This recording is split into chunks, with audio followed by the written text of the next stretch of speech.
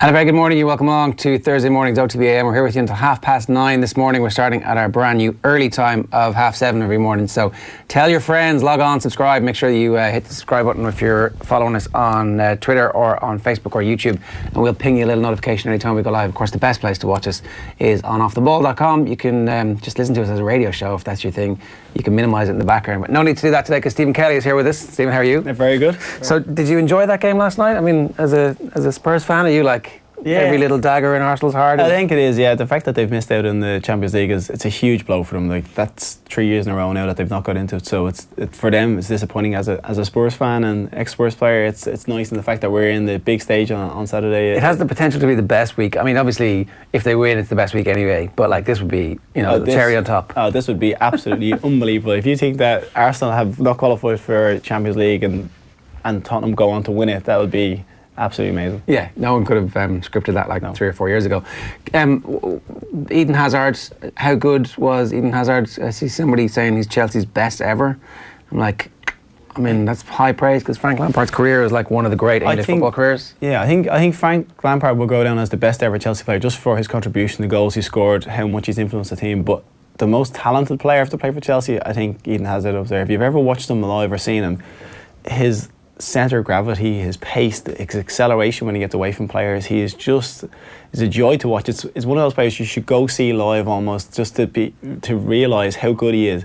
And I think he's irreplaceable. I don't know how they can replace him regardless of the amount of money they get. There's no one really in the world, like outside of Ronaldo and Messi, I would have him as probably the best. In talent-wise, I would have him as the best. Has he fulfilled, we had this conversation a good bit, has he properly fulfilled his potential? Like, I don't think he's hit the dizzying heights of scoring 30, 40 goals a season, which is what people expect of a player that's good. Like that, it's because Messi and Ronaldo have set the bar so high when it comes to scoring goals and contributing in that sense that people want Hazard to do that. But when it comes to his contribution to Chelsea, I think he has.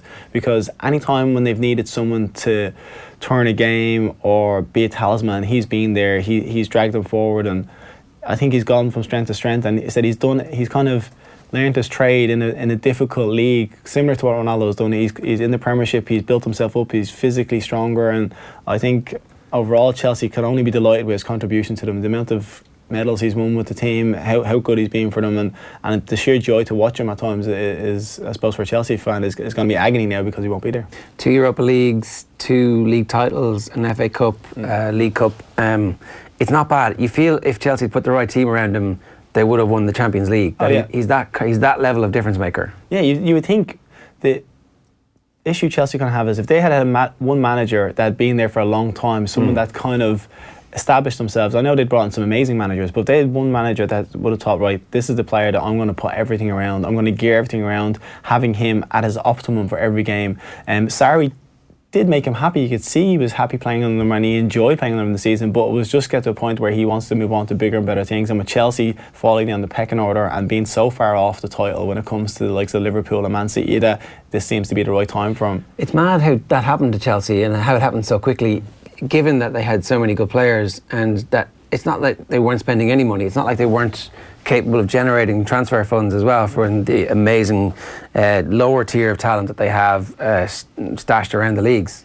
Oh, like the talent they have coming through as well. Like the players that have missed out, like the Ruben Loftus-Cheek and Hudson-Odoi, they're young, talented English players which are being craved by everybody at the moment, and they're gonna play in that team. If not, they're gonna move on to bigger clubs.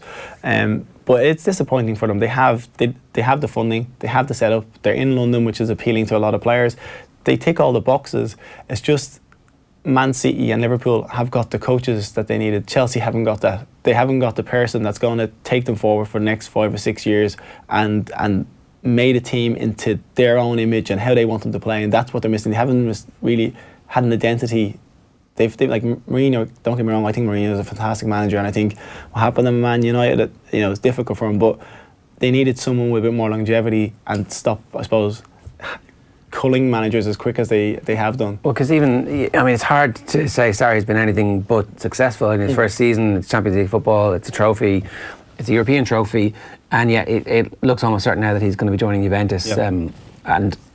There was a picture of Bruce Buck and one of the Agnellis. Seen it in the Yeah, so like they're already having conversations, and I wonder if that conversation is, you were going to sack him anyway, why are we paying you any compensation? And it's like, yeah, okay, we were, so you're actually getting us off the hook for, I don't know how those conversations go, but like if they were going to sack him, then it's great that they're going to probably get some compensation for it. It'll probably be minimalised because they've tried. I'm sure Juventus is going to try and negotiate that. But yeah, like I said, it's a strange one. Like, he has been successful, but just not been as successful as they want, because they want the league title. And I suppose when they're talking now, like to Frank Lampard and John Terry and people like that are starting to come to the forefront with their own managerial careers, it's going to be a big step up for them to take over the reins at Chelsea. Like Di Matteo did it, and he was gone after a little while, even though he did win the Champions League and brought them in that trophy. They didn't see him as being someone that can take them forward and continually take them forward. I know Lampard and Terry have good relationships with the owner, which is all that matters. Which is a big thing, and that's what will make a big difference. Yeah. Now Mourinho also had a good relationship with the manager or the owner until he didn't, and then he had another good one, and then he didn't again. And that seems to be how it works. But Marcos Alonso, I just wanted to get your opinion on this. Marcos Alonso said during the week that we have to be professional. It's difficult for Sarri because he never played football, and he has his way of playing, and we try our best to do what he asks of us, but we're professionals. There was basically a sense that, who's this guy? He never played football. That's a dig, because Alonso's gone from probably being one of their most important players in the team under Conte to being a fringe player and not being as valuable when it comes to Sarri, and that's just because of the formation they play.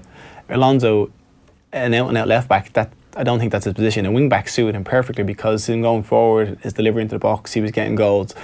So his role in the team has changed, and any manager that comes in that you don't play under, you're not really going to like. That's just the way of the world. That's the way everything works, and that's Alonso having a dig at him. I'm sure it cut Sarri a little bit though, because he didn't play football, and I'd say he has a little bit of imposter syndrome, constantly going, am I really telling Eden Hazard what to do? Is he really trusting me? He's probably down himself, but I think a manager of his age and his longevity in the game, surely he can't question his own ability to manage a team and his success in football as well. Surely he's not going to be thinking, oh, well, I feel like inadequate enough to manage his players. Would that be a fairly common thing among elite players at your level, where you're actually going, look, this guy didn't play the game, who is he? I think if a manager came in that never played and they had no credentials to back them, you're probably going, whoa, hold on a second, how is this guy going to tell me? But if someone like Jose Mourinho comes in and he's won everything in football, how can you really question what his methods are? Yeah, okay, so it's not as big a thing as... No, like I said, it'll affect Alonso because Alonso is not playing and is not being, he doesn't have a key role in the team, so he's going to be disgruntled and not going to be happy with the manager. And like I said, every manager that doesn't play, you don't like. You might get on well with them and have a good relationship, but you won't like them when it comes to not playing, because every player wants to play. So that's Alonso's. Everybody else at Chelsea will probably be happy with the way he's playing, because they're playing under him. They're starting under him. Players that wouldn't have been given a role will be happy with the role they have there. So that's just the way football. I bet you David Luiz loves him, because he looked like he was on his way out. Yeah, totally. So from Arsenal's perspective, not qualifying for the Champions League and finishing fifth, Gary Breen said he reckons they've got the sixth best squad, so actually it's not the worst job by Unai Emery, but it's a realistic assessment of where they are at the minute. Yeah, no, it is. They're way off the pace of winning the league. They're, like I said, Liverpool and Man City are such a front runner in that sense. They probably do have the sixth best squad. Breen's probably hit the nail on the head there. They wouldn't be as strong, and they wouldn't have an individual talent. So Chelsea have Eden Hazard, so if things are going wrong, you've got him that can pull you out of it, so that will propel them up the team. Tottenham have got a stronger squad all round, they play better as a team, and they probably have a better manager.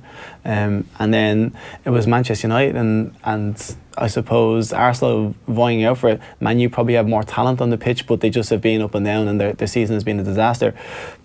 Overall, Arsenal will be happy enough with finishing fifth. They're going to be good not being in the Champions League, but they need to build on it. They need to get better. Last night was a capitulation, and that just, for all the good work he's done this season and everything, that's going to be a big blow, because it's going to be like, oh, it's back to being the same. When it came to being under pressure, when it came to have a bit of bite or a bit of fight about us, we just literally hit under the table almost. Yeah, they were flaky. Typical flaky Arsenal. All right, we might come back to that a little bit later on. I'm going to tell you what's coming up on the show now. We've got sports pages coming your way.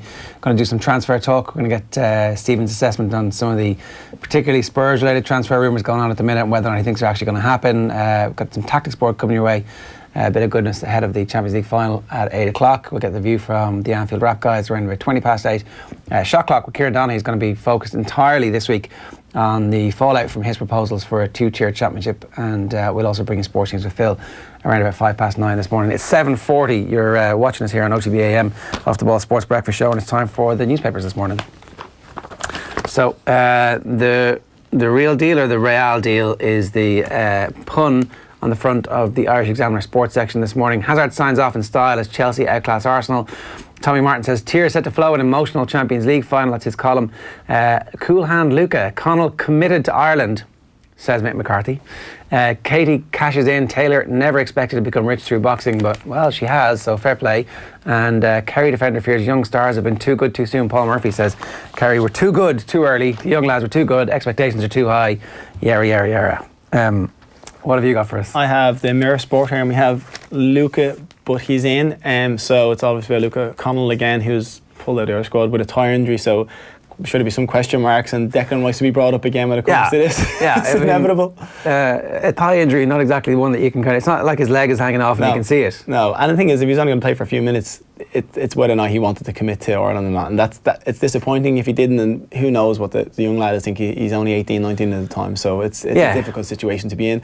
But again, if this was to happen, it just opens up a can of worms for Mick and the Irish squad, because it's another player that might defect. But like I said, that's further down the line. And then the other one, it's Blues murder.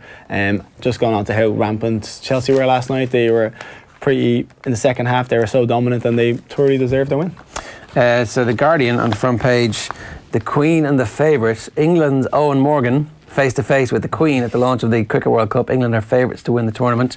Lots of Owen Morgan talk in the newspapers today. We'll get to that in a minute. And the back page is Hazard's golden goodbye. Olivier Giroud, just in case you couldn't see where Eden Hazard was there, he's pointing him out for you. In fairness, Olivier Giroud has had a fairly flaky career, but what a goal. Oh, what a header. Like, come on, that's like the diving header across why can't you do that all the time? I know, most kids when you're growing up, you try and get a diving header in the far corner when you're out on the pitch, but that was fantastic. The pace he got across there. Amazing. Brilliant, absolutely brilliant. And again, but it was great play from Chelsea, good cross. I have here is the Irish Daily Mail, and the back is sealed with a kiss. Eden Hazard again, all about basically him finishing off his career at Chelsea in style, bringing another championship to them, bringing another medal, and it looks like he's ready to go. With his comments after the game, it definitely looks like it's straight after the game to say, I think it's time for a new challenge. So, and then again, Luca can't wait to commit to Ireland. I think the headline was probably not too sure how true that is, but Mick McCarthy's coming out saying all the right things, that he looks like he wants to play for Ireland, but obviously coming out with an injury is going to cast shadows and doubts over that. So, in case anybody missed this, McCarthy said that he played really well and actually really impressed him to the point where they were going to give him a run, and they had a conversation. McCarthy said, if I give you 3 minutes against Gibraltar, will you be pissed off later on down the line? And the kid goes, no, I really want to play for you. And then he gets a thigh injury. So it just because, it's happened to us once, twice. I think we're all going to be very sceptic about it because it's happened. But as a player, like if you put yourself, I'm sure if he has a thigh injury, I'm sure he's probably being scanned. There's probably a tear there. I know that the medical staff there are very good. So I'm not sure if he's pulled out due to his own reasons, but I'm sure he's been checked and it's been validated. And I don't think it's going to be as... Yeah, because if he wasn't injured, I don't know if they would just say, look, now's not the right time, and away you go. Because we would all read the code as, okay, fair enough, he wants to play for England. And that's fine. If that's what he wants, that's fine. Just tell us now, don't tell us in 3 years' time. I think as well, because everybody's been burnt in the last year with everything else, I think we're all on edge about someone else doing it. Yeah, totally. And exactly. Hazard's golden goodbye. Was Hazard right or wrong to tell everybody that he was leaving immediately afterwards? Because I saw some people saying, he's stealing the good of the night. He could have just... I think it was a platform for him to say it, but you could have waited. Like, they have just won the Europa League and he's got another medal. You don't have to say it then, but I suppose it was the big stage, and he's because he scored 2 goals and he set up one, it's an opportunity for the fans to be able to say, okay, listen, he's done everything he can for us. Yeah. So in that sense, and it would have been dishonest to I haven't made my mind up yet, but actually, and like I said, if you're being asked a question, you kind of, if you don't answer it, it looks like you're dodging it as well. Yeah, I wonder how much they're going to get for him. They're talking about 100 million, weren't they? Because you kind of feel like if he's worth more, right? Oh, he is worth more, in the hierarchy of how much everybody's worth at the minute. Like. Oh, he's definitely up there. Should be the most valued one of the most valued players in the world. But I suppose the contract situation and everything. That's and the fact that he wants to go. So that was that one. Connell will not affect England. And then just I wanted to talk about this because they've got a double-page spread on Owen Morgan, and they've got the house in Rush where he grew up. And in fairness, it's not like he's posh cricket, went to a public school in England because he was good, you know, at the age of 12. Exactly. He's just talented. It is a strange. Like, it's funny every time I read about this and I see Eoin Morgan. Obviously, he's done it for the reasons of England. They're a better cricket team. They're going to have more tournaments. He's going to get better opportunities in life. And we didn't even have. We weren't a Test nation when he moved. Yeah, but he ran a Test nation. But he did play for Ireland, didn't he? Yeah. He played one day. So it's a strange. It's weird when you see some. Declan Rice was born and bred in England, so not comparatively speaking, but he was born in England, so he would have a sense of. Eoin Morgan's Irish, like he's full-fledged Irishman. So to go and play for England in another sport is a strange one, but he's very successful and he's obviously captain for them. So, yeah, he went. It was around this time he was offered a scholarship to Catholic University School, CUS, which is up there on Leeson Street, a private school just off Stephen's Green. It wasn't something that had been done before, said the head of sport at CUS, but it was clear that Owen was going to be something special. Since then, we've had several lads from Russia at the school on scholarship. So, like, cricket has been a way for him to change his life and become one of the best players in the world. He would not have been able to do that if he'd just stayed with Ireland. No, of course not.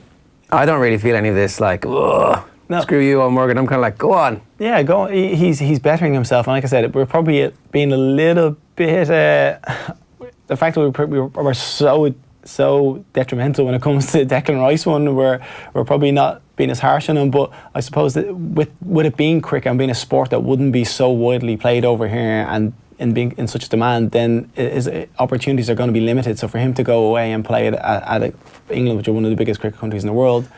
He's obviously just going to take the opportunity. Yeah. I wish him well and best of luck to him. I know there's lots of people out there who are going, how the hell could you do that? But, I have again the Sun Sport Ed's the Real deal, just discussing how Hazard's going to be off to Real Madrid for this next season.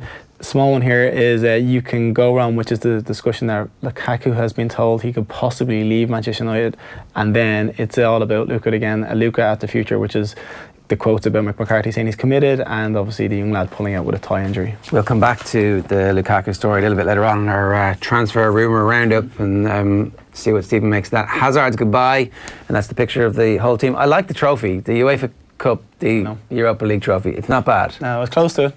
Got a silver medal. Yeah, of course. Is that the worst thing? Yeah.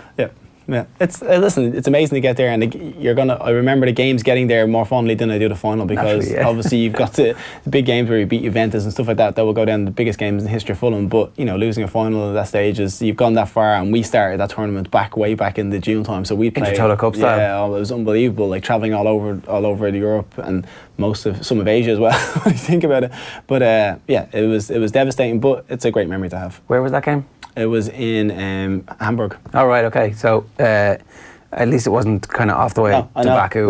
Listen, that's a whole topic to talk about, how farcical it is that game was over there. Because like, regardless of the two teams being in it, it should be played in a central location in Europe that everybody can access, not somewhere that only 5,000 fans from each team are going to go to. Exactly, and the fact that it was on so late local time, the fact that locals were priced out of it ultimately, even though loads of free tickets ended up, the fact that Mkhitaryan couldn't even go there, it was all nonsensical. It's beyond belief that it was a major European final, the second biggest, that's the Champions League next week, and it should be highlighted. And when you see the start of the game, it was like the atmosphere seemed dead. There was like the camera panning around and half the seats were empty. You're just going, this is not the way football should be seen. And considering how amazing some of the games building up to has been, there would have been a big following for it. So for it to have a final to be so disappointing in the sense of that side, it wasn't disappointing because there was loads of goals, but this shouldn't happen. Did you stay on the pitch and watch the trophy celebration? Did you?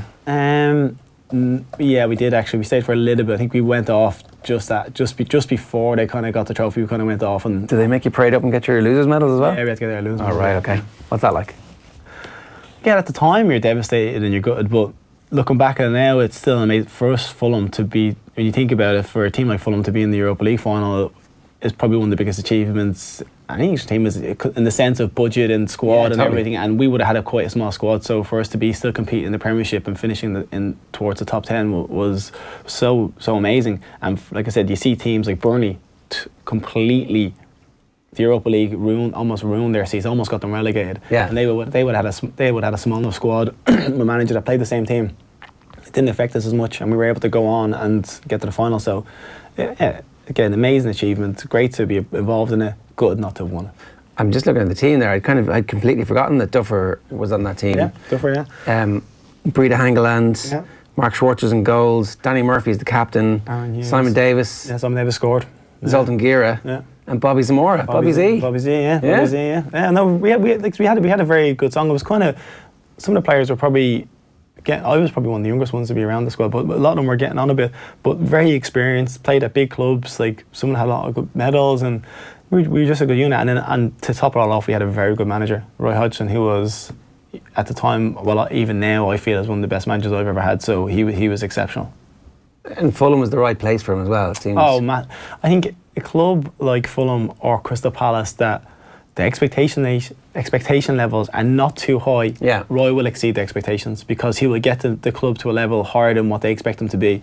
When he went to Liverpool, it was different because the expectations were here and Roy was just going to fall below them, and that was what disappointed him. Yeah, and they were a complete mess behind the scenes at that stage. Yeah, at that stage there was no unity, it was just haphazard the way things were going at the club. Now it's a completely different club. Yeah, and who ultimately had responsibility for the signings that they made? Does he get any credit for it? Did he get all the blame for it? Sergio Aguero was on the Atletico Madrid team that beat you. And Diego Forlan scored too. Simao, Jose Antonio Reyes still knocking about there as well. Not a bad team. David De Gea and goals. Yeah, very good side. Right, like Atletico have always been good side, and something about Atletico, they've always had amazing centre forwards. They've always, for how long as I can remember, they've always produced unbelievable. Like Torres started there, Aguero not started his career there, but went there. Forlan, Diego Costa, they always seem to, at the moment, Griezmann, they always seem to have a forward that's coveted by the rest of Europe. Yeah, all the way back to the 80s. Yeah. I don't actually remember that much of the game, but it goes to extra time and Forlan knocks one in with about 5 minutes to go. Yeah, 5 minutes to go, scored the winner. We scored first. Simon Davies scored first, and we looked like we were doing well again, but they kind of got a foothold and were a bit more dominant towards the end, and in the end I think they deserved to win it, but it was, like I said, a great occasion. Yeah. European finals, obviously, always great. So, you beat Juve on the way to that tournament. Yeah, that was the game. Yeah, that was it. We got beat 3-1 in Turin, and then we came back and beat them 4-1 at the Cottage. We scored. It was an unbelievable result. It was the most amazing game I've ever experienced, and got Del Piero's jersey afterwards. So, all right, very happy, yeah. Very nice. Do you frame that? Do you have it? Yeah, I'll frame it. Yeah. How many jerseys have you got framed? I have a lot. Do you? Yeah, right. I have a lot. Yeah. Don't want to say too many people coming after, but I have a lot. Yeah. Just great memories from a career that you're delighted to have, and then you can share with, like I said, our son Hugo and our daughter Harlow. They'd be nice to look back and see them and the medals and stuff, so they can look at what you've done. Who else have you got? Like, so what, if I was to ask you just for your top 3 instead of your top 20. I have Torres' last Liverpool game jersey. Right. I played against him, which I think is a good one because at Liverpool he was amazing. Yeah, and you're a Liverpool fan. Yeah. No, you're a Spurs fan. I was Spurs. I was a Liverpool. You see, this is it. See, I was a Liverpool fan as a kid, and then I went to Tottenham at 16. So it's not like I lived on the doorstep of Anfield and grew up supporting them. I grew up supporting them. You're allowed change. Yeah, basically, you're one of the few people in the world who are allowed change at 16. Exactly. I went 16 across to Tottenham, and then Tottenham became my club because that's where I kind of grew into football and became. But I have Pirlo's jersey signed by him. Right. So that's a good one. God, I've got got gigs, goals, quite a lot. Well, okay. we must get out to see them sometime. Hazard's flying farewell, so kind of as expected. Eden Hazard, the difference between the two teams: Chelsea 4, Arsenal 1. Club exclusive: Liverpool boss on final losses, Spurs test, and right wing politics. So that's Jonathan Liu of the London Independent, carried today in the Irish Independent. Definitely worth the read.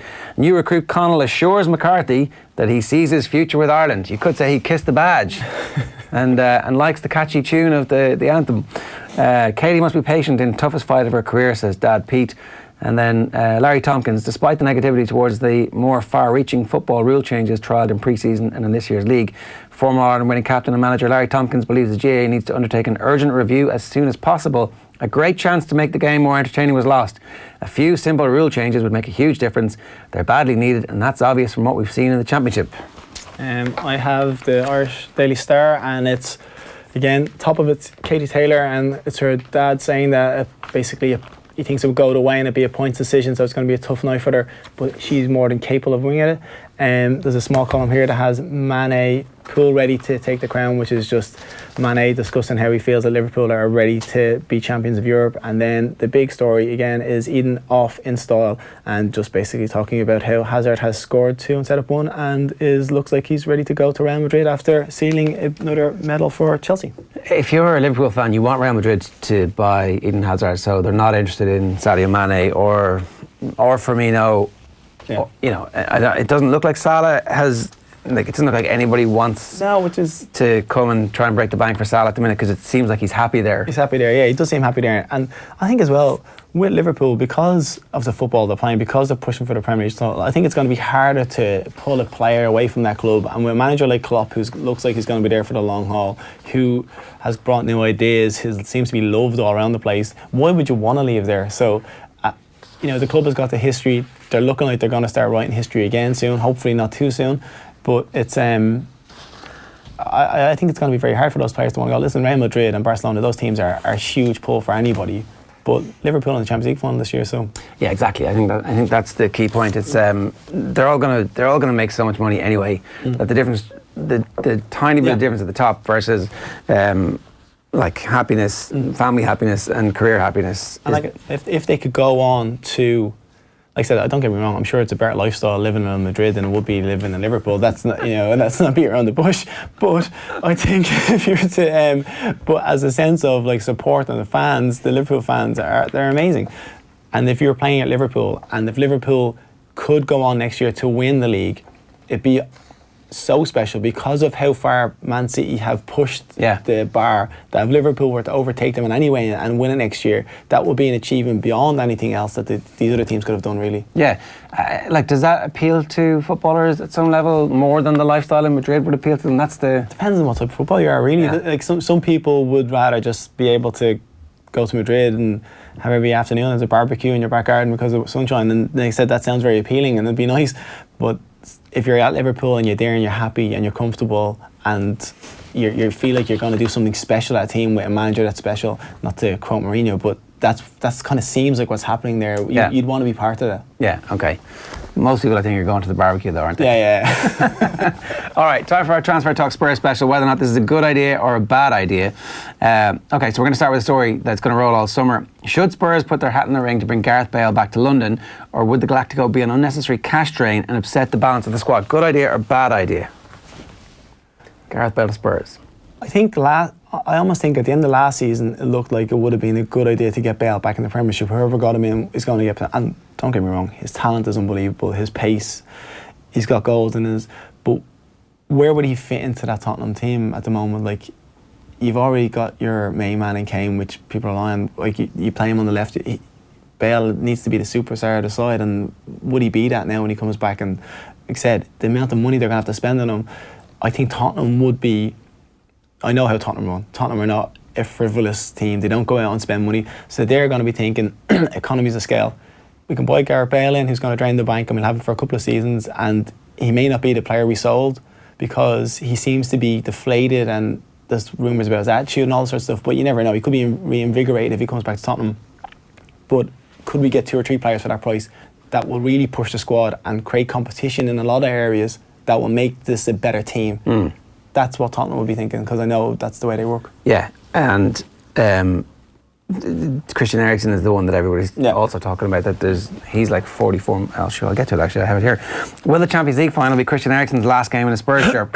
Reports suggest Real Madrid could offer 44 million plus Marco Asensio for the Dane. Is it time to say goodbye? That one I can kind of see happening. If Tottenham were to win the Champions League, changes things a bit. They've got a medal and he's still at a huge team. But Real Madrid you look at Liverpool and Real Madrid, and Liverpool will be closer to Real Madrid than what Tottenham are. Tottenham are still a good bit away from that sense, even though I don't want them to be.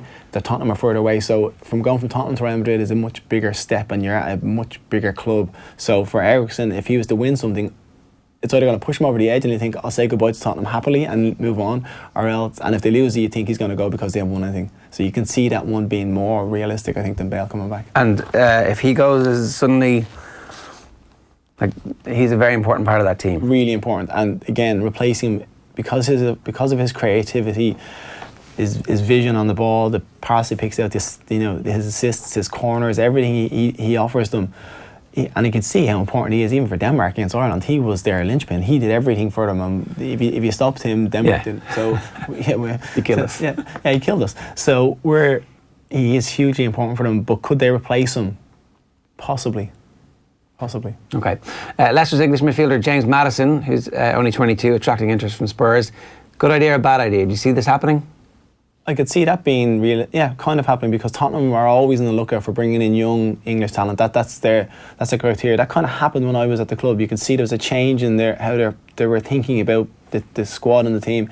When I first came in, there was a lot of older players that were coming towards the end, the likes of Teddy Sheringham and Les Ferdinand, Tim Sherwood, Jamie Redknapp, all these players that had amazing careers but were not at their best when they were at Tottenham. Yeah. And there was a huge decision just to say, right, we're going to bring in young players. So they brought in Aaron Lennon, who was 18, they brought in Tom Huddleston, they brought in Wayne Routledge, they brought in loads of young players, Jermaine Jenas, that were going to be there for the forefront, and if they develop them, then they could probably sell them. So it's kind of like a new way to go. Tottenham are going to be, and they're good at developing players. So if you're a young player, you would think Tottenham is a good place to go for you. So I think he'd be appealed in it, and I think Tottenham would be interested in it. I'd love to see Leicester keep the players that they had at the end of last season together, because it looked like when Brendan Rodgers arrived that they had a philosophy, not to use the word, that suited the players. All of a sudden it was like they'd had the players, they'd had weird managerial decisions over the last 18 months, and now they've got somebody who's there, who has experience, who it's not his first rodeo at all. And I'd like to see him have the opportunity for... Yeah, I think you can see, because he has a real certain way of how he plays. You can see it. I suppose you wouldn't have seen it so much with Celtic, because Celtic was dominant regardless, but at Swansea you could see where Brendan Rodgers... Yeah. Like Liverpool you could a bit, but Swansea more so, because he had a group of players, and the way he had them playing, they played their way through the divisions, and he had them playing an unbelievable style of football. And when Swansea first came in the scene in the Premiership, they were passing teams off the pitch. Yeah. And that was down to Rodgers, the way he had them playing. He's trying to recreate that with Leicester, and he's got a young squad there as well, and a few experienced players to do it. And all the teams in the Premier League have enough money now. So if Spurs come and James Maddison gets his head turned by money, Leicester can step in and say, yeah, okay, we'll pay you what they were going to pay you. We want 2 seasons out of you, and we want to get a good transfer fee out of you. So here's your new contract, here's a buyout clause, and you're here for the next 2 seasons. That's just knuckle down. Like the money in the Premier League isn't creating equality, but it is giving some of those middle teams a chance to keep players. It is. I think the only issue Leicester will have is that it's Tottenham that are looking at them. And I think for most young players, Tottenham would be more of an appeal than because it seems like the young players will play, and you've got a manager that will develop you. So that's kind of, whereas if Man City come in for you, you kind of think, I'm probably not going to play. Yeah. If Liverpool came for me, I'm probably not going to play. Whereas Tottenham come in for you, think, you know what, under Pochettino, he might give me a chance, and he will try and work and develop me. Not that Guardiola and Klopp wouldn't, but I just think Tottenham seem more capable of bringing these players on almost, and that could be an appeal to Maddison. There's this picture here. Can you see that picture of Guardiola back up again? So what's going on here? Is this tapping up? Is this just I like the cut of your jib? You see, he does this all the time. Remember the photo of him and Redmond? He was telling Redmond he was the best young player in England. Why does he not do what he should do? Like, so he seems to, if he likes a player, he goes over and compliments them and gives them a bit of coaching. Yeah, a bit of coaching, which is, I suppose, you just can't stop. You can see after the last game of the season, you see the FA Cup final, and they just annihilated Watford, and he was over coaching Sterling. Right. And you're just looking going, this guy is just non-stop. Like, it's unbelievable. Sterling had been the best player on the pitch and the turned Watford inside out, and then he was telling me you could see he was visibly telling him he should have done something better. So I just think he can't help himself. Yeah. So Villa captain Jack Grealish apparently thought he was going to complete a transfer to Spurs last summer when Spurs boss Mauricio Pochettino tried to sign him. He said that he'd wave goodbye to the fans at the end of the season, thinking that he might never be back. Should Spurs have made the deal happen? Well, it's not going to happen now. And I think after I was with Villa for a season not last year, the year before, I trained with him, and I'm with Jack firsthand, and he is a talent. He is an absolute talent. Like, seriously, this guy, he just goes past players. He's strong, he's physical. His attitude has changed. I think Steve Bruce coming there, Dean Smith has moved him on, but when Steve Bruce came in, Steve Bruce kind of put the gauntlet down for him and made him kind of turn into a man and more of a professional than what he had been. He was young and he was a bit naive, so was, enjoying football as life, whereas I think Steve kind of said to him, listen, if you want to make it and you've got the talent to make it, you need to kind of improve your lifestyle and everything else, and he has done that. And then by Dean Smith giving him the armband, I think was an absolute stroke of genius, because he just put more responsibility on his shoulders, and every game in the Championship he's probably been the best player, and I think he could do it in the Premiership as well. But with Villa being in the Premiership, he's going to want to play for Villa. He is such a die-hard Villa fan. He's going to want to play for them in the Premiership. Yeah.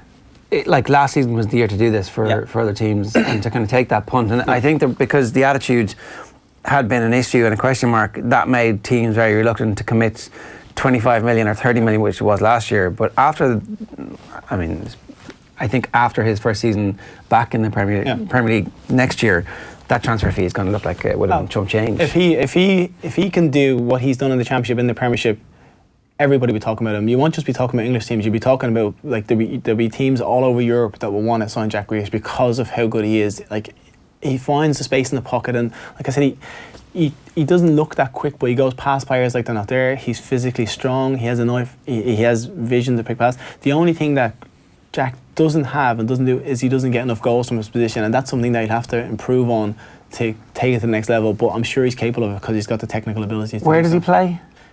In the hole, really. He's kind of like that 10-man. Like, say Tottenham, if they were to lose Eriksen, they could sign him. That would suit him. Like he's not at Eden Hazard's level, but is he a potential replacement for Eden Hazard if you're Chelsea? If you're looking at that, or he's slightly different to Hazard in the sense that Hazard is so dynamic. So when you look at Hazard, you think, whoa, he's so quick.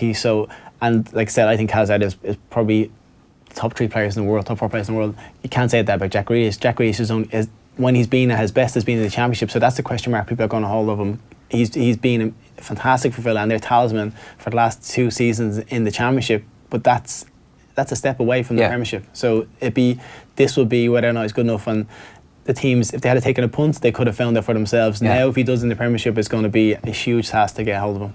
It's also reported that Lukaku met Man United officials yesterday and has their blessing to leave. Inter are the front runners to sign him, and apparently Man United are going to make a profit on the 75 million that they spent on the striker, which is good business because he's not really worth 75 million, is he? Not really. I mean, is anybody worth a figure that they're banding around these days? But in the sense of, I was discussing this before, I think Lukaku, he's scored goals and he's proven to score goals throughout everywhere he's played in England. So as much as Man U will sell him, they will sell him. If they get an offer, they'll get rid of him because he seems to be surplus to requirements there, and they have Rashford, they have other people, and they'll probably try and bring someone else in. But you would think if a manager that has anything about him, they would think, right, Lukaku has scored goals everywhere.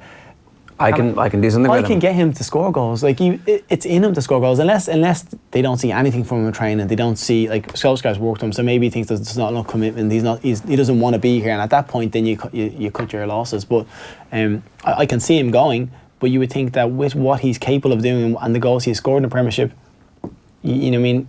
If you're not going to get the right money for him, you should try and change him. But again, it's going to be dependent on his attitude and if he wants to be there. Yeah, and if you decided you want to cash in, take whatever. If you can get more than what you paid for him, then it's good business. Ashley Young, it looks like, is going to DC United. Should Manchester United offload Ashley Young after 8 years of service? That's pretty straightforward. Yeah, I think that's going to happen. Like, I think he's the amount of criticism he came under this season, and you have to give it to him. He's actually played well, even for the fact that he got himself back in the English squad for the World Cup and performed quite admirably as a left back for England over there. That was pretty amazing. This season's been difficult for him, and he's got a lot of the bad press when it's come to Man U. Do Villa sign somebody like Ashley Young who have a relationship with him from back in the day? Like, is that like a type of thing where a Premier League team needs the injection of experience, or do you actually not do that and don't waste your money signing someone young? See, where would you play him? That's the thing now, because he's played at fullback for the last couple of seasons for Man U. If you were to sign him at Villa, would you want him to be your fullback, or would you be signing him as a winger? So that's the difficult thing. If you're still playing on the wing, you think maybe you could have him as an experienced player and throw him on, but as a fullback, he's not good enough. He's not good enough, yeah. Okay, fair enough. Bayern Munich are reported to be struggling to get the cash together to lure Sané from City, but they have apparently offered 80 million to sign Paulo Dybala from Juve. How much would Sané cost if Dybala's 80 million and they can't afford him? Is there what? You think, well, you're not going 110, 120? Is he that much more? Okay. I don't know. Like, based on all those goals that he hasn't scored? I don't know. It's a Premiership, isn't it? They seem to have like the money. The extra price. Yeah, it's extra price. Yeah, so you've done it. But he is, like, Sané is just, he's blistering, isn't he? His pace is frightening, and the positions he gets at, and like the fact Guardiola has not relied on him as much this season is pretty amazing. Like. Yeah, but he's still a kid, though. I think he's young, I think that he's one of those players you could definitely grow into his talent at 25, 26. You think being at City would only develop him under a manager like Guardiola. Like, you think Sané would want to stay there, thinking the things they're doing. Yeah, no, for sure. And then the last one for now is Real Madrid apparently have to pay Neymar 1.2 million a week in order to take him to the Bernabeu, and that is pounds sterling is the figure that I have. It's not even euros. I mean, obviously, maybe by the time he plays any football for Real Madrid, the euro is going to be worth more than the pound anyway if Brexit happens. But is he worth the money? It says here. I'm not Neymar's biggest fan, I have to admit. I think it's just loads of smoke and mirrors without actually. Like, he does score goals, and he's going to be one of the top goal scorers in the league. But that's a PSG and a Barcelona. When it comes to it, is he a team player? Is he someone that you would build your team around? Did you see the footage from the Brazilian training camp yesterday? No, I didn't see it, no. Right, so there's a 19-year-old kid who comes into training, he nutmegs Neymar, and Neymar hacks him down, just grabs him. Yeah. It's like, you can't do that to me because I'm Neymar. And you're like, what if, like, screw you, Neymar. Yeah, you want to say what we really think about him, but like I said, I don't hold any, like, if you were to, like, when people try and put him in the same sentence as Messi and Ronaldo, I just completely dismiss it. I think you can't even have him anywhere near it. As like I said, Eden Hazard is a better player than Neymar. Like, you could certainly build a team around Eden Hazard and you'd be comfortable enough with what you're going to get. You look at his attitude, his desire, the way he trains, the way he plays. For Belgium in the World Cup, that game against Brazil, Eden Hazard was 10 times the player Neymar was in that match. He literally drove them forward. He was picking the ball up 15 yards inside his own half and going past 4 or 5 players to get them up the pitch on his own. Yeah. Neymar was... I mean, it was... Yeah. Well, I did some nice things for my YouTube channel. Yeah. All right, we've got some other questions which we'll get to with Stephen a little bit later on. Speaking of reports and rumours, Pat Nevin believes that Frank Lampard will jump at the chance of taking the Chelsea job right now. It doesn't come around that often. You need to be in the right position, you need to be available, there needs to be a gap there. There are lots of things that all have to happen at the same time, and they don't happen that often in most big clubs. I keep on saying most big clubs because this is Chelsea. Yeah. It happens every year at Chelsea. So maybe if you left it, it would come back 2, 3, 4 years down the line at a time. And there's no right and there's no wrong to it. I suspect, and it sounds odd because people's attitude to the personalities, I suspect if John Terry was offered it just now, he'd say no, because he wants to do it the way you're suggesting. Whereas Frank got it just now, Frank would say, yes, I'll take it. And I'll take the chance with it in case it doesn't come again, for a long, long time. Frank's got an extra thing in his locker as well. Chelsea fans won't turn on him, and the club will give him more time than just about any player. At least a year, absolute grace to do what he wants. And if he actually started using a lot of the young players and didn't actually get in the top 4 at the end of the season, he would be forgiven that immediately. There's not many other people that would. So he's got that in his locker as well. Whether it'll happen, I have to say I would still be surprised. But who knows the way it might work. You bring in the guy who's done very well actually, and he's got a good assistant with him in Jody Morris. They look as if they have the players down at Chelsea still love the guy. So that all adds into it as well. But it's not an exact science. Chelsea know it's not an exact science. Chelsea also know if it doesn't work out, probably him more than anyone else, they would manage to do it mutually and nicely if they had to get rid of him. Yeah, so Pat Nevin reckons that Frank Lampard will jump at the opportunity. No doubt that opportunity is going to be coming his way because Abramovich can't help himself. I do predict that Frank Lampard will be Chelsea's manager opening day of the season. Yeah, I think he will, yeah. He's gone off, he's basically ticked the box in what he had to do and managed somewhere for a second. Yeah, got close enough, like pushed Derby into, luckily enough I think got Derby to the playoff final. I think they've done well, and he brought in some good players and he had them playing a good system, but he's done what he needed to do to prove that he's a manager. Listen, he's not going to win anything but he's learned to trade a little bit, and now we can go on and hopefully have success at Chelsea.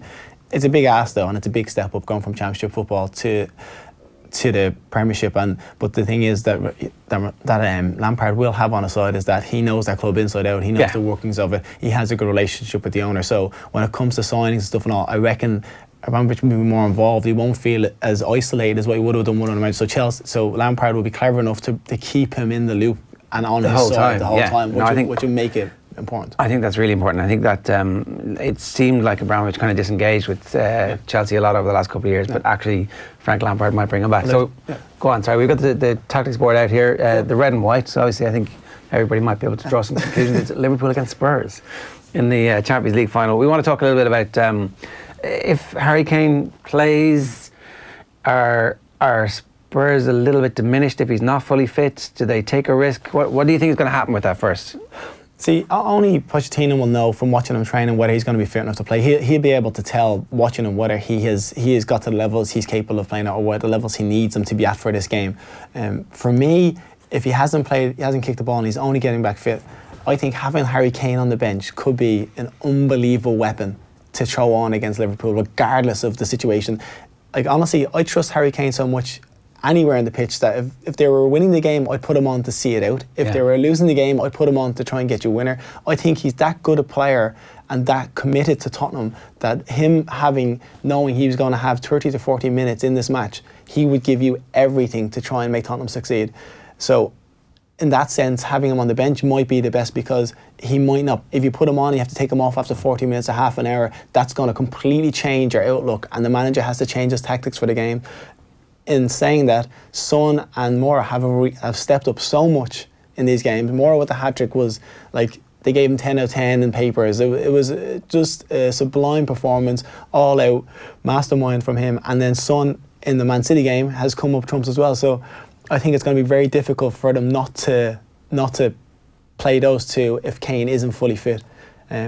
But it's a predicament, and it's something that only the manager can tell, but Pochettino will know him well enough to see if he is fit enough. Sometimes they can look like a more cohesive team without Harry Kane. Yeah. What's that about? How does that come about? It's when you have someone like him on the pitch, everybody is probably drawn to the fact that we should get him the ball straight away, and missing out probably another option that might be on. I'm not saying this happens. Harry Kane is so successful at Tottenham, and he does so well for them, that they probably are picking the right option by finding him. Yeah. But if you're drawn to playing to him all the time and missing something out that might be there, then as a team you're focusing on one player instead of trusting yourself as a team. And that's the thing they spoke about. They said that Tottenham have learned to play without him. They've trusted themselves without him as a team, that they're good enough to go on and win big games.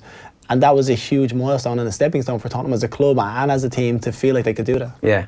I would be tempted to take, I'd ring PSG and go, here, we'll swap you Harry Kane for Mbappe. How does that sound? Yeah. Who says no? Yeah, who would say no? Yeah, no, no team in the world wouldn't take Harry Kane, but I think he is integral to how Tottenham will move forward in the coming years. How do Spurs attack Virgil van Dijk? Yeah. And let's assume it's Matip. The way I was talking about earlier, saying that basically because the Liverpool fullbacks are so influential, they play such a high game. The difference is with these fullbacks is that Robertson particularly has got the energy and the capability to get up and down the pitch. But if you are going to expose them, it's the spaces down the side that you have to try and get out. And it's not going to be Van Dijk's side, it's going to be Matip's side, because Van Dijk, I was also saying that as a fullback, when you play with a centre-back that good, you feel so confident going forward. You feel like he can do everything. You know that he's not going to go out there too early and expose the middle of the pitch. He times it to perfection on almost every occasion. He waits and he waits and he waits, and then he'll go out and give the other fullback time to get back in. So he is pivotal to how good these have been, and these have been absolutely phenomenal all season. Their delivery, they're going forward. But Tottenham, to expose it, will have to, because they play so high up, and this is the side I'll be trying to expose, because defensively I think Alexander Arnold is not as good as Robertson. Robertson is a bit more tenacious, a bit more bite about him, and offers a bit more steeliness in that sense. I think Trent Alexander-Arnold has been excellent, absolutely amazing, and is delivering to the ball, but he's the one I would be targeting at the back four and that side to try and get into space and occupy. So is that like Christian Eriksen dropping into little pockets and tempting to come out of position, and then... Exactly. Eriksen, I'll bring Eriksen forward. Eriksen in here, and Son is the one who you'd be thinking will be peeling off the shoulder, because Son is such a balanced player, both left foot, right foot. Him pulling into this channel and getting into the boxes creates it.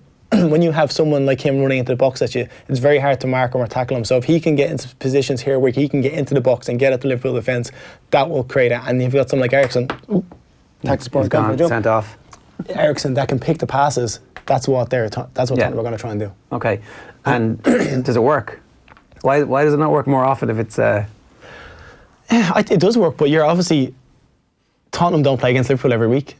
And that's the thing, and not every team has the capability to cause Liverpool problems. I think Tottenham do, and I think on the day Tottenham are capable of beating anybody. So, and Liverpool will have more to worry about playing against Tottenham. Liverpool play against Man City and Tottenham, they probably have more to worry about than they do playing against the other teams. They know that if they're playing against Chelsea, we eliminate Hazard and we're going to nullify most of the threat. they play against Arsenal. If Van Dijk can take up Aubameyang, he's up against him already. So that's Arsenal's biggest threat gone. That goes on for most teams. So Liverpool, Tottenham are slightly different in the sense that they've got a few more players that they can cause problems with, and hopefully they can. So do you don't man mark Eriksen, but like one of the midfielders is detailed to make sure that Liverpool do have though in Arsenal is that someone like Henderson or Milner who are dogged and will stick to the task and will operate this position very well and will cover and give the centre backs protection, and that will cause Eriksen issues. But he is very good at picking up positions in between the back four and the midfield, and his vision, sometimes first time balls around the corner, just dropping off the shoulder, is excellent. So it makes for an absolutely fascinating contest. But I do think that these guys here, the fullbacks, are could dictate the game. I think they really could. Because if they're free to be aggressive and marauding, they're going to create chances. We know that their assists are off the charts this year. The problem is with Tottenham is Tottenham are going to be worried about these two. So them wanting to commit players into these spaces are going to be based on the fact that, okay, we do it, but we don't want these to be going forward, because if these get into these positions, if Alexander-Arnold and Robertson get into these positions up here, and then you have what has made these two, so Van Dijk operating, covering the space is what gives you as a fullback the freedom to go forward and feel confident to go forward, knowing that your centre back's got you covered and you've got a midfielder that will drop in. The other thing that helps these is that they also have someone like Salah, who's a left-footed winger who always wants to go inside. So that drags the fullback in. So as you're a fullback marking Salah, you have him, and then that split change where he has to change over, that communication between these two isn't good enough. If the centre back doesn't release his fullback quick enough, that these get mixed up, he gets the space and he gets the cross in, and you see it happens all the time, because the fullback wants to release him but he can't until the centre back takes him. If the centre back has been occupied with someone else, or his eye has been taken, that's when it causes an issue. But him being a left-footed winger coming inside creates space for Arnold, and then they have exactly the same on the opposite side. They have Mane, who is a right-footed winger who wants to come in here, and he drags the fullback again, popping off the board. But he creates a position for the fullback to get forward, and this has been so important to how Liverpool play.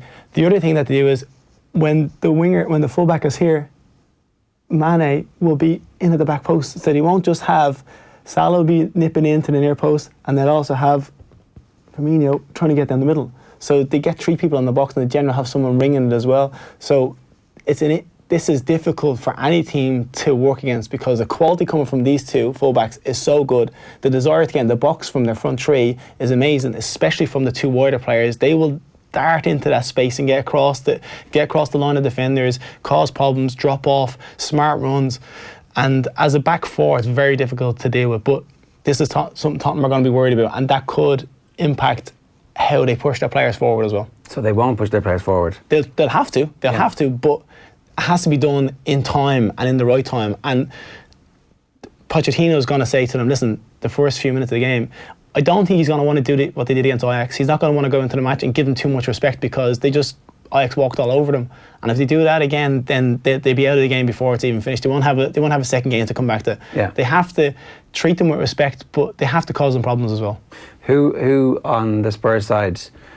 I actually had two questions about when the centre back. When the fullback releases to the centre back, is that communicated? Is that a look? Is it a shout? It might be a point or communication, but it has to come from the centre back, because the fullback, as you're dropping in with him, you're staying with your man, but you're also looking at the person that's coming down the line. And if your winger hasn't tracked them, which sometimes is not the case, especially if you're playing front three, your winger hasn't tracked them, the fullback's going to be on. So you're waiting to go, but you can't let this man go, because he's a danger. So as soon as you get the shout, then you can shout. It's a shout, or because if you turn your head, it's a split second. If you get the shout, go on, go Kells, go. You sprint out then to close down that man and try and stop the fullback getting the cross in, knowing that the centre back is taking him. And it's all about communication. What happens if Craven Cottage is completely full and the atmosphere is feverish? Can you hear it? You always hear. You always hear it.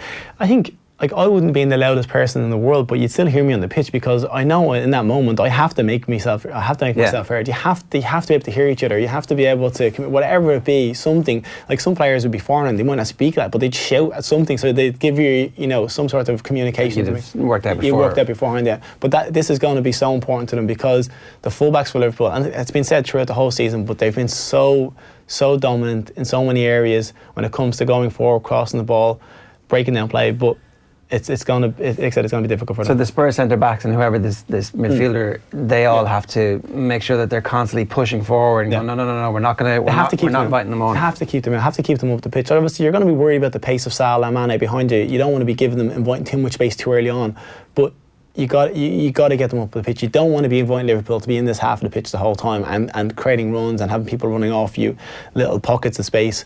It's not what they want. What Liverpool lack in the creativity in the midfield, they don't have an Eriksen in midfield, so they don't have that person in the middle of the pitch that's going to pick the passes.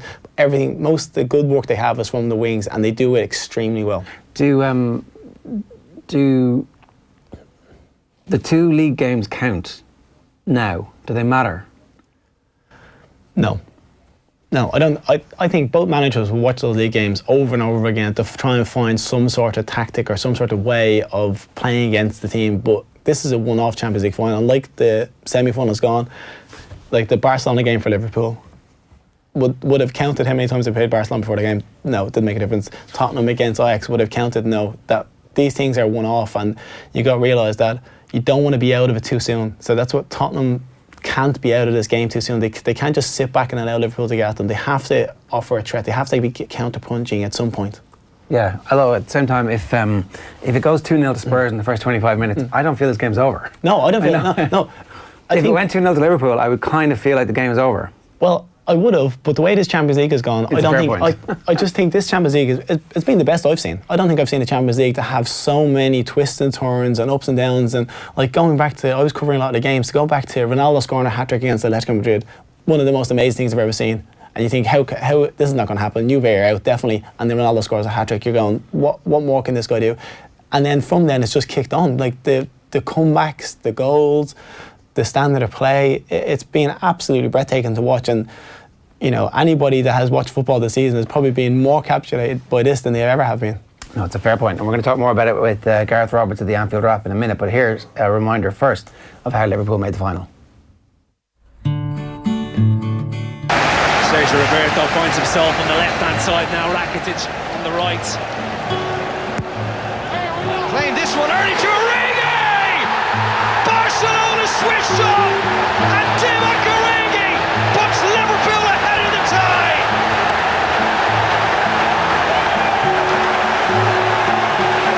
Trent Alexander-Arnold had such a part to play. It's just about quick thinking. Barcelona switch off like you would not believe. Check this out. The ball comes in. He sees Origi. The great Ronnie Moran, he used to say to us, find the dope. And what he meant by that, when the ball went dead, whether it was a throw-in, a free kick, a corner kick, someone would go to sleep. He would say, find the dope. And there is a team of dopes, a vital time. Full-time whistle is gone. Mission impossible complete. An astonishing turnaround. I don't know how the boys did it. It was incredible how we defended, how we 10 past 10. Most of the children are probably in bed, but these boys are fucking mentality giants. It's unbelievable. It's unbelievable. Sorry, if I have to find me if you want. What can I'm not native, so I don't have better words for it. It's unbelievable. Yeah, they're the right word, the absolute right words that Jurgen Klopp needed at the right time. Gareth Roberts, good morning to you. How you doing? Morning, fellas. Are you pretty excited? Very excited, mate. Listen, there's lots of football fans all over the world right now with nothing better to do than think about where they're buying the sun cream from. And I'm thinking about the Champions League final, so what's better than that? Tell us, did you get a ticket? Are you looking for a ticket? Are you going to the game? What's the story? So I was in the ballots because I'm a season ticket holder at Anfield, so there's essentially a 1 in 5 chance. I didn't come out the hat this time. I didn't get Willy Wonka's golden ticket. I've been to all the other finals pretty much in my lifetime, so this time it's going to be different for me. I'm just going to watch it in Liverpool in a bar. The prices just got too much for me. I mean, people were paying, thousands of pounds, and I haven't got it, unfortunately. So this time I'm watching it in a bar. How does the build-up from this year compare with the build-up to last year?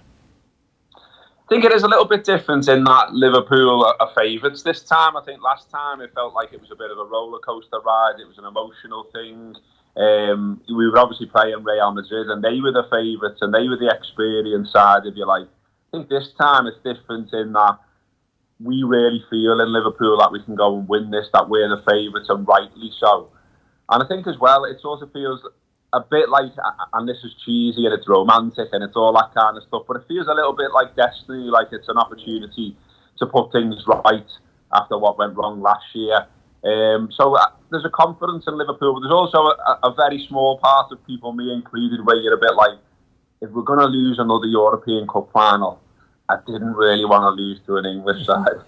Yeah, that little bit. So I was asking Stephen a little bit earlier on about like how much the two Premier League games matter, and I mean obviously they don't really when the ball gets kicked off, but there's just a sense that like, not that Liverpool are going to be complacent, because it was a fairly fortuitous victory the last time the sides played, so they should be forewarned, and Spurs played really well, but at the same time, can you beat a team 3 times in the 1 year? Why not? I think it's a little bit different, isn't it, that it's a final as well, so it's win or bust this time, whereas, you know, obviously in the league games, if it's a draw, and everyone moves on and you've got another game to worry about. This time, you know, it's winner takes all. I think that probably influences it. Again, this may be me telling myself stories I want to hear, but when I look at it as well, I think I look at this Liverpool side, and there's probably 8 there that started last year in the final that could start in this year's final. And I think that's huge for me, because I think, you know, the Spurs players, the professionals, they're good, they got a great result in the semis and all the rest of it. But you literally haven't been to a final as a group. And I just wonder whether that maybe slightly gets to them a little bit, being in a final, being in a huge game like that. Whereas Liverpool have been there, and like I say, there's almost that aspect of destiny and that they want to put things right. I look at someone like Trent Alexander-Arnold as well, and I think, you know, very young player, very good player though. And I think maybe last year he's going to a Champions League final going, wow, I'm in a Champions League final. I think this year he's going to it going, we belong here. You know, you don't get to 2 Champions League finals by fluke. So I think that maybe gives Liverpool a bit of an edge. Yeah, I wonder about that whole build-up and how much it gets to players, because it's been such a long time since there's been meaningful football. So there's 2 aspects to that. There's making sure that players are match ready, game fit, and all the training has got them up to a point where they're not on the way down, they're still on the way up. And then there's just a psychological aspect of everybody, I presume everybody telling them, oh, you guys are favourites, you're a team of destiny. That definitely has to seep into their consciousness as well. So you'd hope that they've managed to get that right this year. Definitely, yeah. I mean, I think what's been good for me looking in from the outside are how the players and the manager are speaking about Liverpool and about themselves. I mean, Andy Robertson did something, and he basically said, I'm a bit annoyed now with the build-up. I just want to play football. And I thought, well, that's the right attitude, isn't it? He seemed like he was raring to go. You heard Virgil van Dijk say as well that he's not nervous because nerves don't help him play football. So he's learned how to control that and get himself in the right place. And, you know, the Spurs manager, you hear him talking about sort of who can control their nerves best will probably come out on top. As you mentioned, they're maybe not going to be in the best shape, maybe, after this weird long break that wasn't really explained. So I think maybe a lot of it will come down to where they all are mentally. I expect Liverpool to be switched on, because they've been switched on so many times this season. I mean, the record is absolutely superb. I was looking yesterday for something I was writing, and in all competitions, Liverpool's win rate has gone up from last season from around 55% to this season of 79% in all competitions. Wow. And that's phenomenal. You know, they only lost 1 all season in the Premier League. So the idea that they freeze, that they don't perform, that they don't hit the levels, I find it hard to take, really. I can't really see that happening. So if Spurs can match that, whether Spurs can find their level, and they've conceded a lot of goals in the first 15 minutes. So I think possibly a fast start from Liverpool, and we'll see if Spurs can cope with that. If they can't, Liverpool get 1 or 2 ahead, then, you know, it's going to be really difficult for them to come back, but probably not over, given what they did against Dyer. Do you think that losing the league on the last day of the season by a point that will have any kind of role to play, or you think that could be a hangover, or will it inspire them to go on and win it? What's your take on that? I think it could have been, you know, devastating, and it should be devastating, but I think the fact that what we did against Barcelona sort of lifted everyone again. And me personally, I was thinking, you know, how do we cope here? 97 points, the 3rd best total in the league ever, and we're not lifting that title. That's ridiculous. But then to do what we did against Barcelona, that was ridiculous as well. And I think you see all the players, I was looking at the players when they were walking around the pitch after the last match at Anfield, and they all had smiles on their faces. They weren't down, they weren't despondent. And I think, they sort of looked at it in a way where they're saying, well, what more could we do? We've lost the league by 1 point. But, everyone's saying how good we are. Everyone's saying how well we played. And I think there's a determination to get back there, rather than Liverpool a lot of times in the past have got to a point and then fell off a cliff the following season. You can't see that happening this time. And it didn't happen when they lost in Kiev.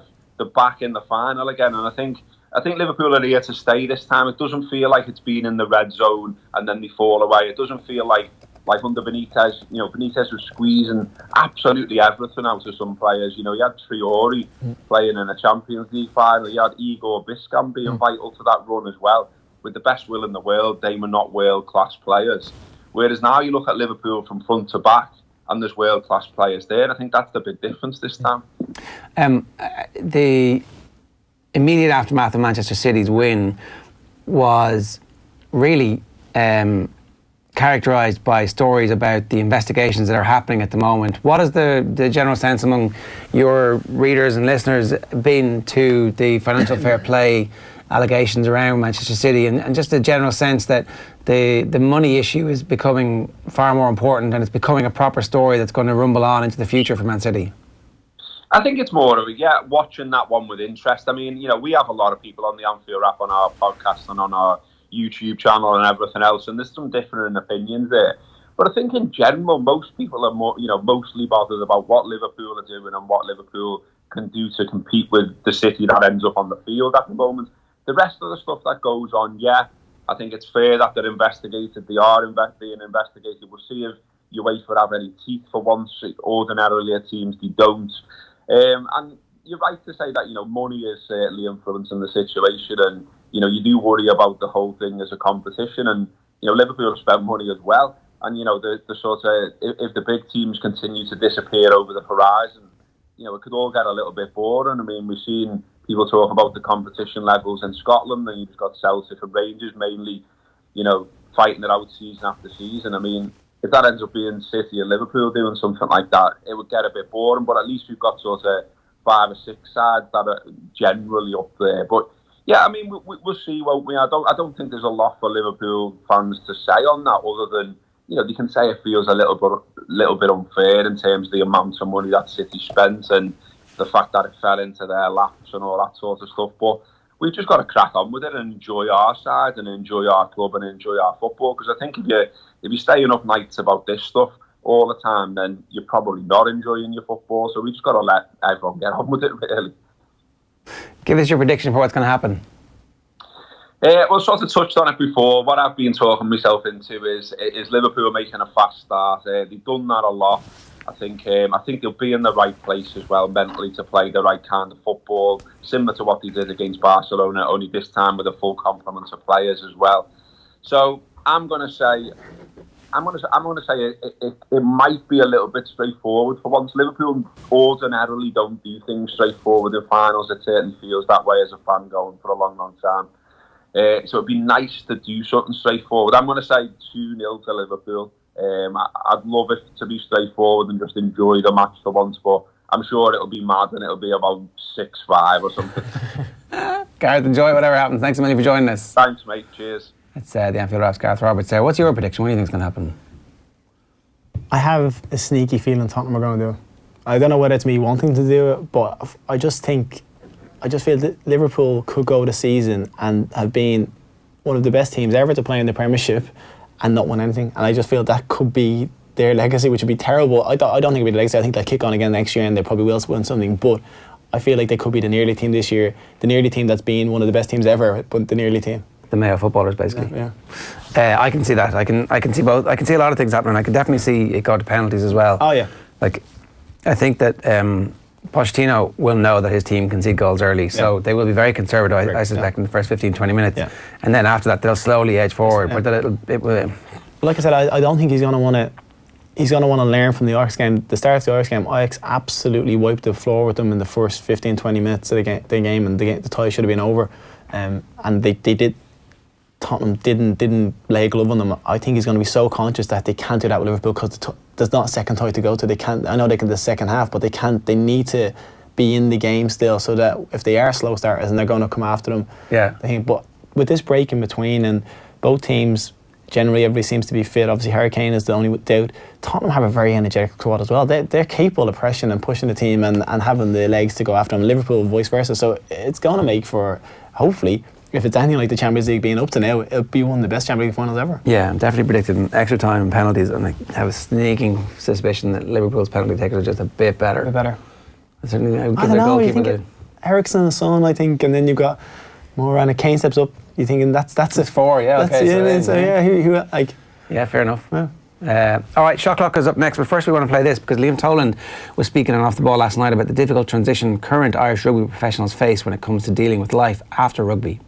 When we were in our teens, someone asked you, what would you want to be when you grow up? And in most cases, it's like an engineer, a teacher, or whatever. It wasn't a professional player. So our journey in professional sport started literally when the manager of the team says we're gone professional now. Whereas kids now at the age of 10 and 12 are announcing this to their, in my case, my nephews are saying it to me, I'm going to play for Ireland, that's my career. So I was lucky in that I went in, myself and Keith actually shared university for a period of time together. We were studying the same course. But then I went into the Defence Force and became an Army officer, and I got leave of absence. And when I came back, which is very unusual, I had a career to go back into. Yeah, okay. That's all in the past now. So from my point of view, the transition. But if you talk to guys who, I was amazed when I spoke to my peers in that time around the country, in the 4 provinces, who were either multiple caps or they may not have even had that. And they were really worried, like they had no idea what they were facing into. And there was a real self-doubt about what it is. Now, for many, they come from like good homes and good backgrounds and good education and stuff, and the cards are stacked in their favour. But there's some who aren't quite fitting that, and they really question themselves. And it's a really vulnerable time for any elite athlete to go back in mid-30s to say, and I accept what Keith is saying, there may be a fallback of a nest egg of some amount of money, but an awful lot of these players don't have that amount of money. They don't have like your soccer premiership type of money. In fact, a very modest amount of money. It's a great start. Remember, they're starting 15 years behind their peers in terms of they would have gone to college. So it really is a worrying time for an awful lot. And I think it's part of the jigsaw that needs, and I know Rugby Players Ireland are quite strong on it, and that's going back, ironically, where the chairman of that is Rob Kearney himself. So he would be at the coalface in his particular instance. But there's huge vulnerability, and over time, that may permeate itself up, and we might hear some really tough stories. And it's important that we look after these guys when they come out, that fellas like myself or Keith are mentoring them in a sense. Rupa or the rugby players are looking after them, but society in general understands that they're vulnerable in some cases. No, very true. Yeah, this was Liam Toland talking about the rugby players. Did that ring any bells for you as a footballer? Like, did you have a fallback idea if at some point your football career was going to finish?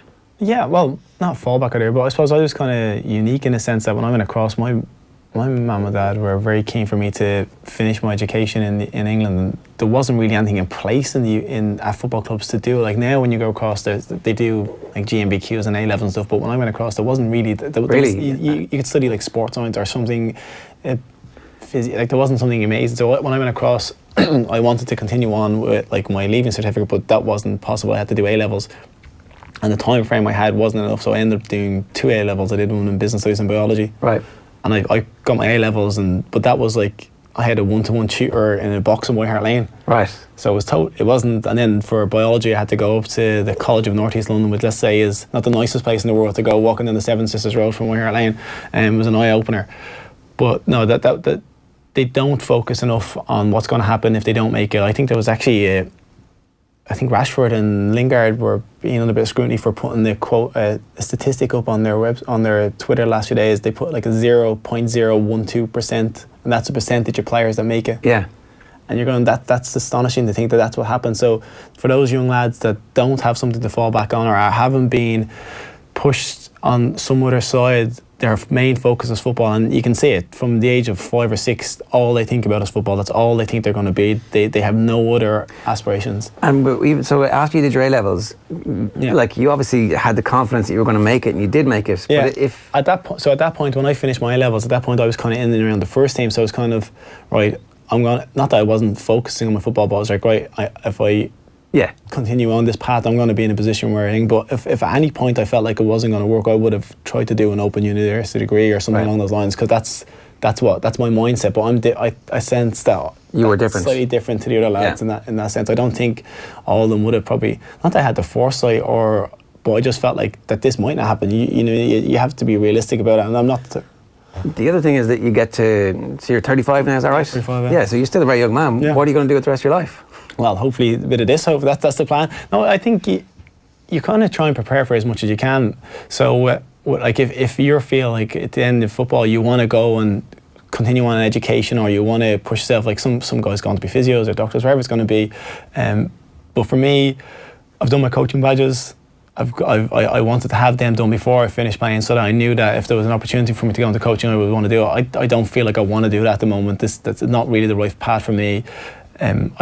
I've been on the media road for the last year, and I've really enjoyed it. I've been here yourselves. I've been on Talksport in the UK. I've done a lot of games in RT, and also it's been brilliant, and I've got a lot of opportunities in it, which I didn't expect to get so quickly, and I think it's gone well. So for me, this is the kind of road I'm going to try and push for as long as I can, and hopefully be successful on it. If I'm not, then I'll go a different avenue.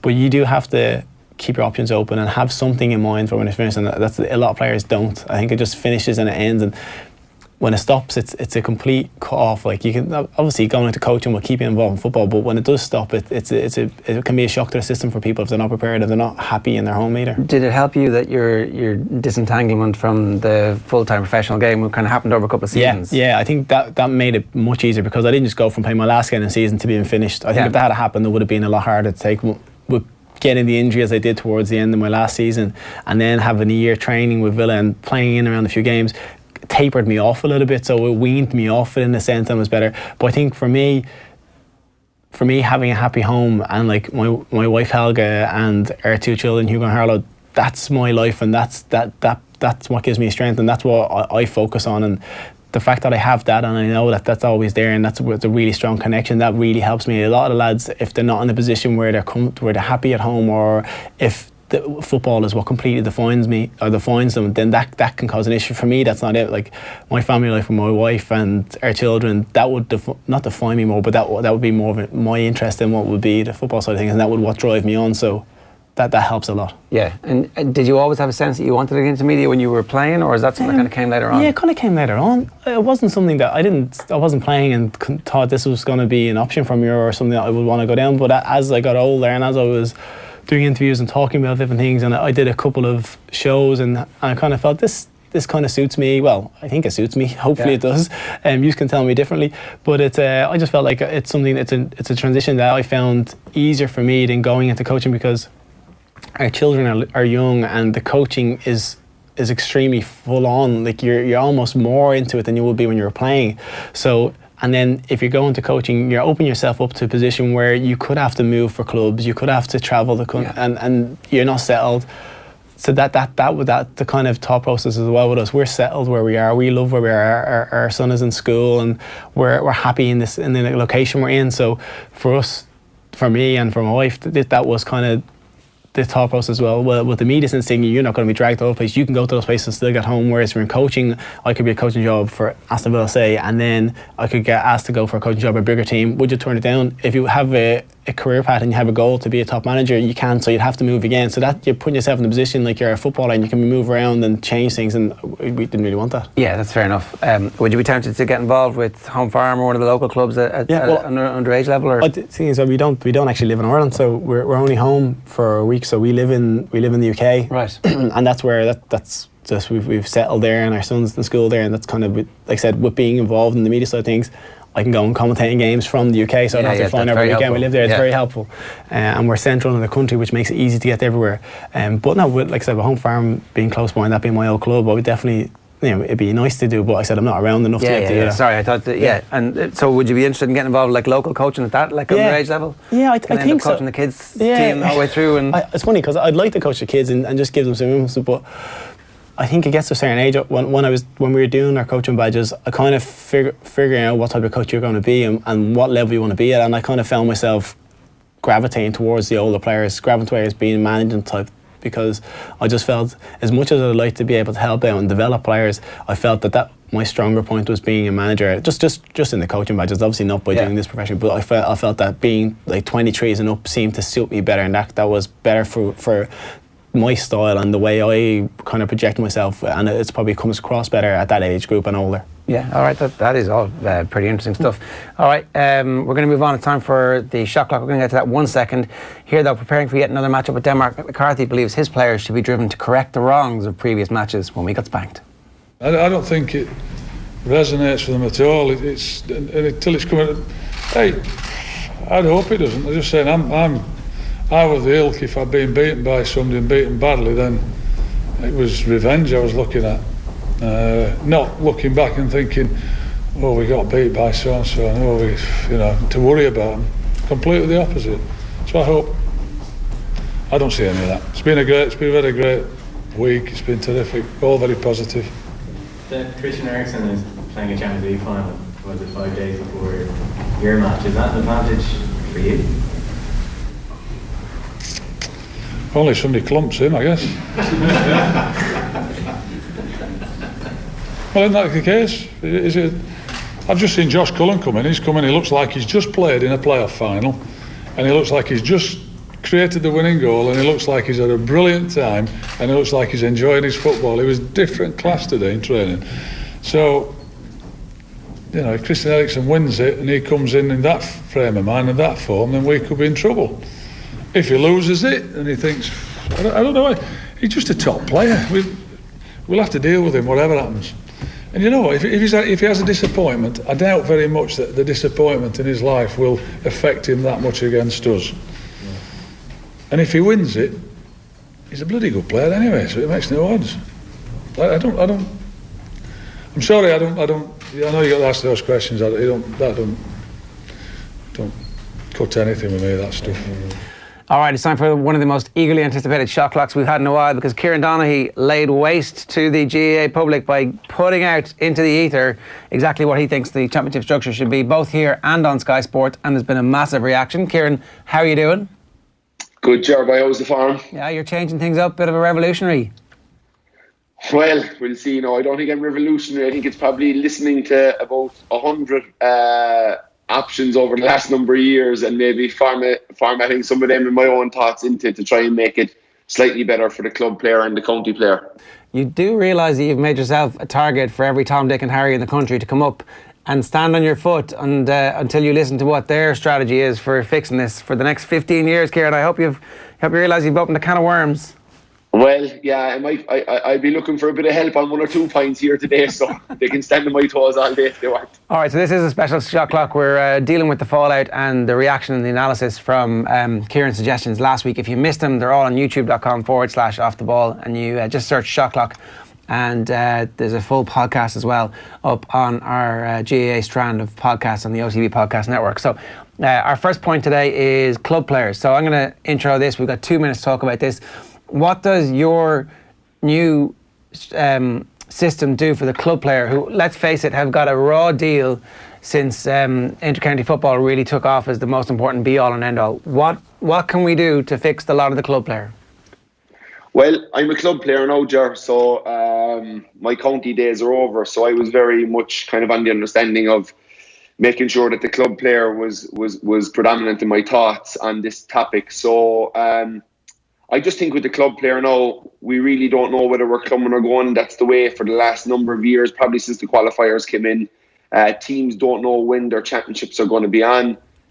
Players don't know when the championships are going to be on. Managers don't know when the championships are going to be on. Fellas can't organise anything because they always have that, risk. Look, go back to myself last year. I came home. My brother was married on a Friday out in Spain, and I had to come home on the Saturday morning.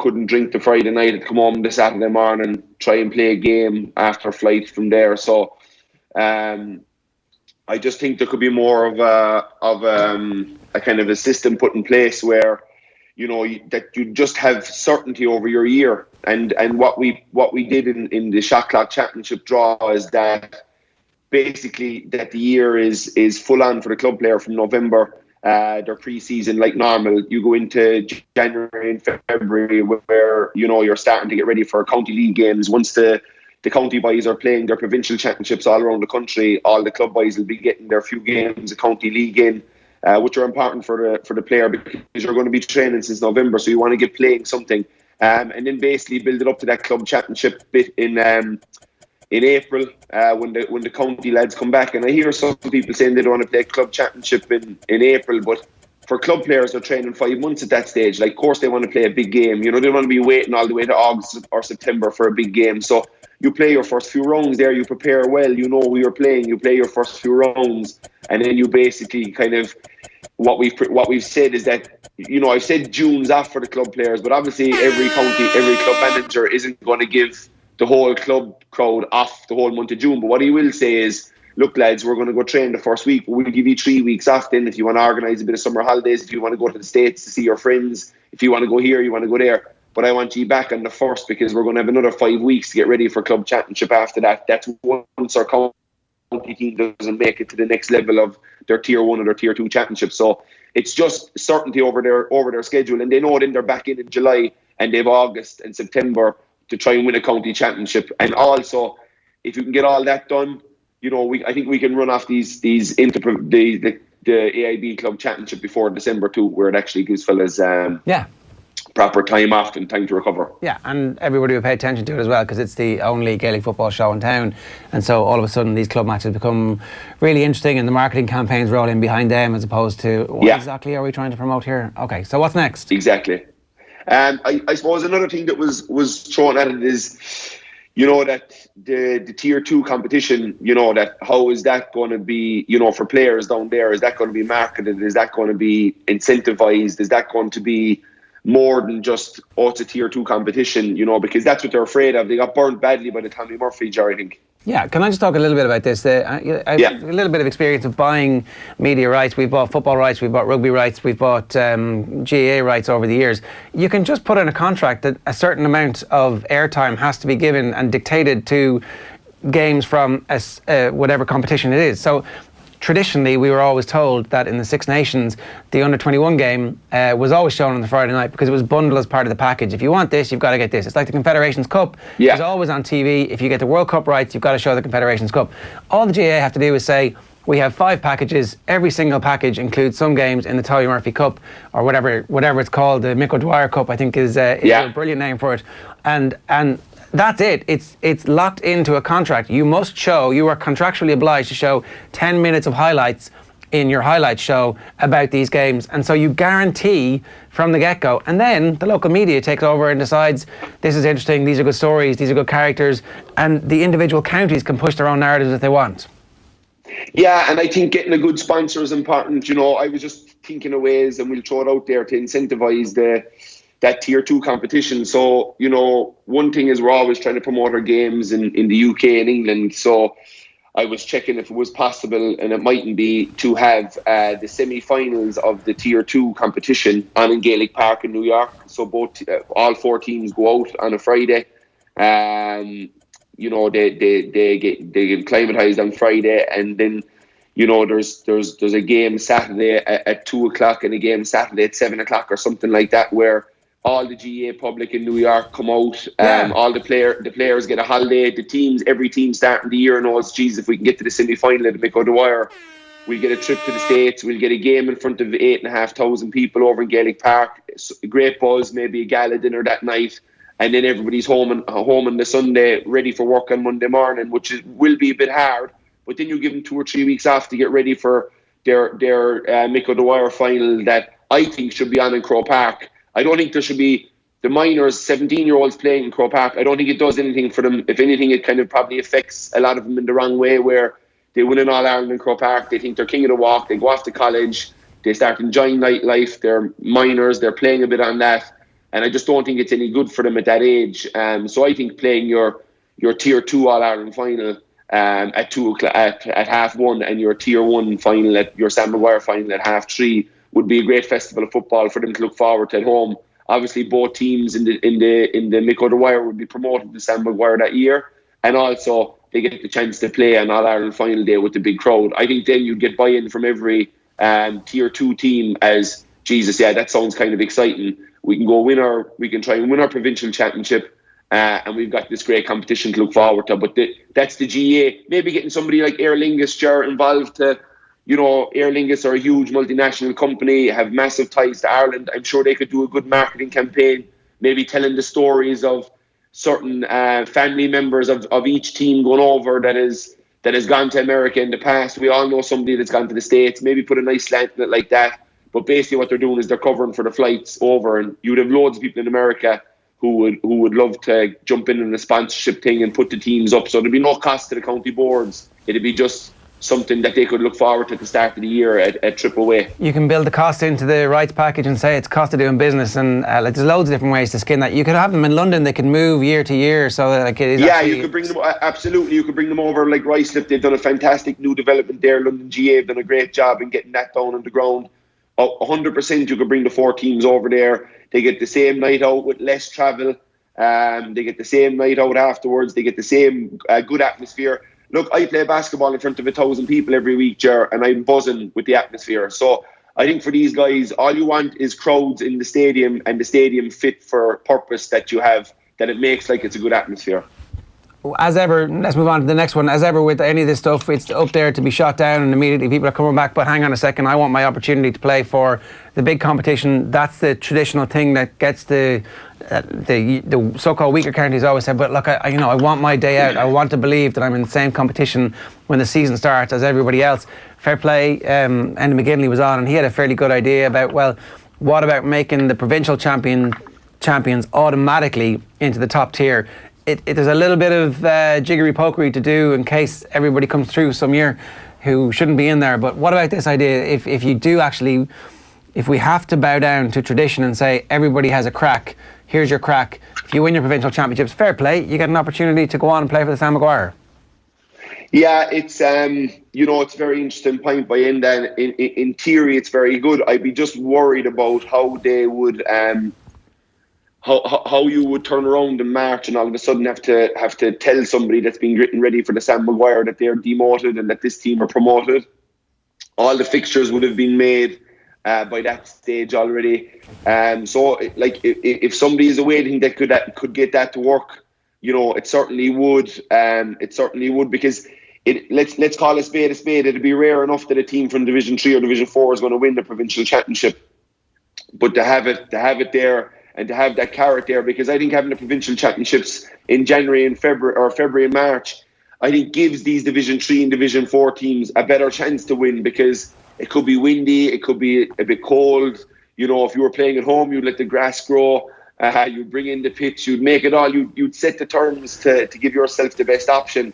But it's just a bit tricky to install in March that if we'll say, for example, if Cork went on and won the Munster final this year, which wouldn't be outside the realms of possibility. Yeah. But I was talking to a buddy of mine, Vinnie Murphy, last night, and we talked about a few topics on this, and I was kind of saying, like, winning, if you're in Division 3 or Division 4 or you're in the second tier and you win your provincial championships, that's huge for you that year. That's a huge thing. Your mindset, if we couldn't get it to work where the winner of their province, and like I don't think we need to build up, like, you're winning your province if you win it in February and March. Do you know what I mean? I don't know how else we have to build that up. Yeah, you're not getting into the Sam Maguire, but realistically, if you're able to win your provincial championships and you're not in the Tier 1 competition, that's kind of your own fault. You got to go out and win Tier 2 and get into it. That would be my opinion. Yeah, so a hard no thanks. We like your idea, but well, it's just logistically how you can get it in. It's a great idea in theory, and if anybody out there can kind of come up with a way that, we can have this idea that if one of these teams out of nowhere come along and win their provincial championships, how do we then get them in for the race for the Sam Maguire. Yeah, but at such late notice, when all the fixtures are made, it's just a bit tricky. But what about one of those years where Roscommon were actually in Division 3? If they were to win Connacht, if Cork were in Division 3 and they won Munster, and suddenly Dublin, I don't know, everybody gets dysentery on one of their Christmas trips, and suddenly it's like a Westmeath Laois final, and Cavan just before they make their run, and suddenly you've got 4 teams and you're dropping. So I don't think it works. I think you're dead right. I think unless there's some logistical way you can do it where I think if a Division 3 or Division 4 team wins their province in March, they're absolutely delighted. They're celebrating.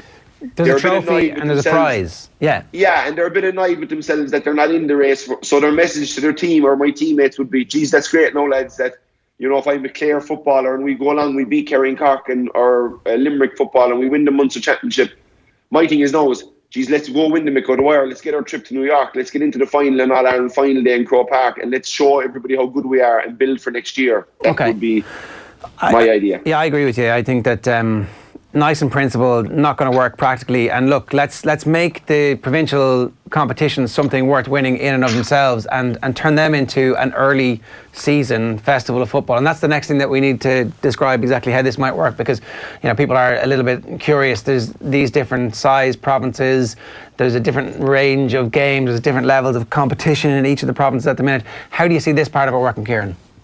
Yeah, well, myself and Owen, when I say myself and Owen, I give Owen the idea and he goes away and figures out a way because he's got a good brain. But basically, yeah, so we figured it out that everybody can get their kind of 5 games in guaranteed. You have 2 groups in Leinster, you have a group of 6 and a group of 5. But in Munster, you've got 6 teams, so everyone will play each other with a final. So the finalists will get 6 games, everybody else will get 5.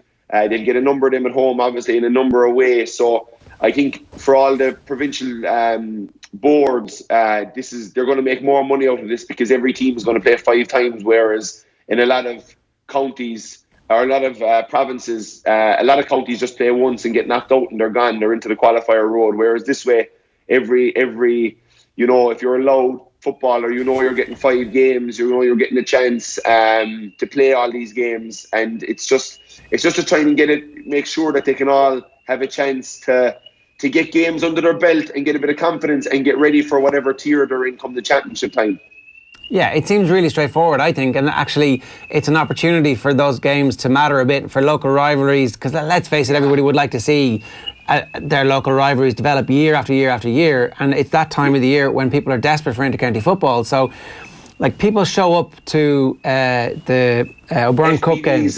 Exactly. Yeah. In quite big numbers, and the football's not great because nobody's at the full level of their skill set or fitness just yet, but everybody wants to see it. So build this properly and let it breathe, give it a 5-year betting in period and see what happens. Yeah, these provincial championships will be huge, and as you said, everything is the local derby because it's all provincial championships. So the crowd are absolutely going to come out. It's not a Wexford coming to Killarney to play Kerry. It's Cork, it's Tipperary, it's Clare. Then, as I said on Shot Clock last week, we bring them to venues that are going to give an atmosphere. So the Kerry Cork game is probably be in Killarney or Parky Queeve. If it's Kerry versus Limerick, you bring it to Austin Stacks Park and you try and get 8,000 or 9,000 the Kerry fans in there. So you have an atmosphere at every game, and you have local rivalries, and it's just the fact that you're going to get 5 games and every team gets 5 games. It's going to improve them. It's going to give them lots to work on, and the time off between the provincial championships and the 2-tiered Sam Maguire and the Mick O'Dwyer competitions. They'll get time in the middle to get their club month out of the way, and then also get another month of preparation. And so, I definitely think it's a good way to go, and it gives, I think, playing at that time of year also does give these teams in the tier 2, we'll say, and even some tier 1 teams a better chance to win their province. So I think you could see it as well. So the worst team in each province automatically gets the best team at home. So Kerry always go to Waterford. That the Dubs always go to, I don't know which of the teams at the bottom of Leinster is the worst at the moment, but that London always get Mayo or always get Galway or maybe Roscommon, depending on who is the best one in or New York obviously always get a home game, and you always that's going to be something to work in there as well. And we were talking about, especially New York, because a lot of guys over there mightn't be able to fly home for games. So, working out a way to get New York in, and this is tricky, big, but it's doable. Yeah, it's doable. Absolutely, it's doable. It's again, it's. I think if they knew that they were going to have 5 games in New York, I think they could get on to companies over there, big Irish multinational companies in New York, to say, listen, look, we've 4 teams coming here this year. It's going to be great. It's going to be in February and March. Can we get somebody to help get these guys over, or put them up, or whatever the case may be, is because I think every team in Connacht would be delighted with a trip to New York, to play in New York. And then what you do is you put New York into Munster the following year, and you give the Munster Championship its day over in the States, and maybe you do it on the rotation system all the way around. But look, all we're looking for is good quality games that people are going to like going to see, that there's going to be a trophy there at the end of the day. All right, and I think that provincial structure works well. That alarm there in the background is the hurling community going. Is it playing? Yeah, I can go. Oh, it's just gone off. Good manager. It's the hurling community going. Did you have a chat with somebody? I did, yeah. They're doing, like, calm down. A fire drill for the frost workers inside. Like, come on, guys. You'll be grand, don't worry. Hurling will have its day in the sun as well. Right, so the top games, we want to kind of just to whet people's appetite for what the top tier games would be and what they would look like. So a sample Dublin schedule is away to Donegal, at home to Kildare, away to Cavan, at home to Mayo, away to Westmeath, at home to Monaghan, and away to Armagh.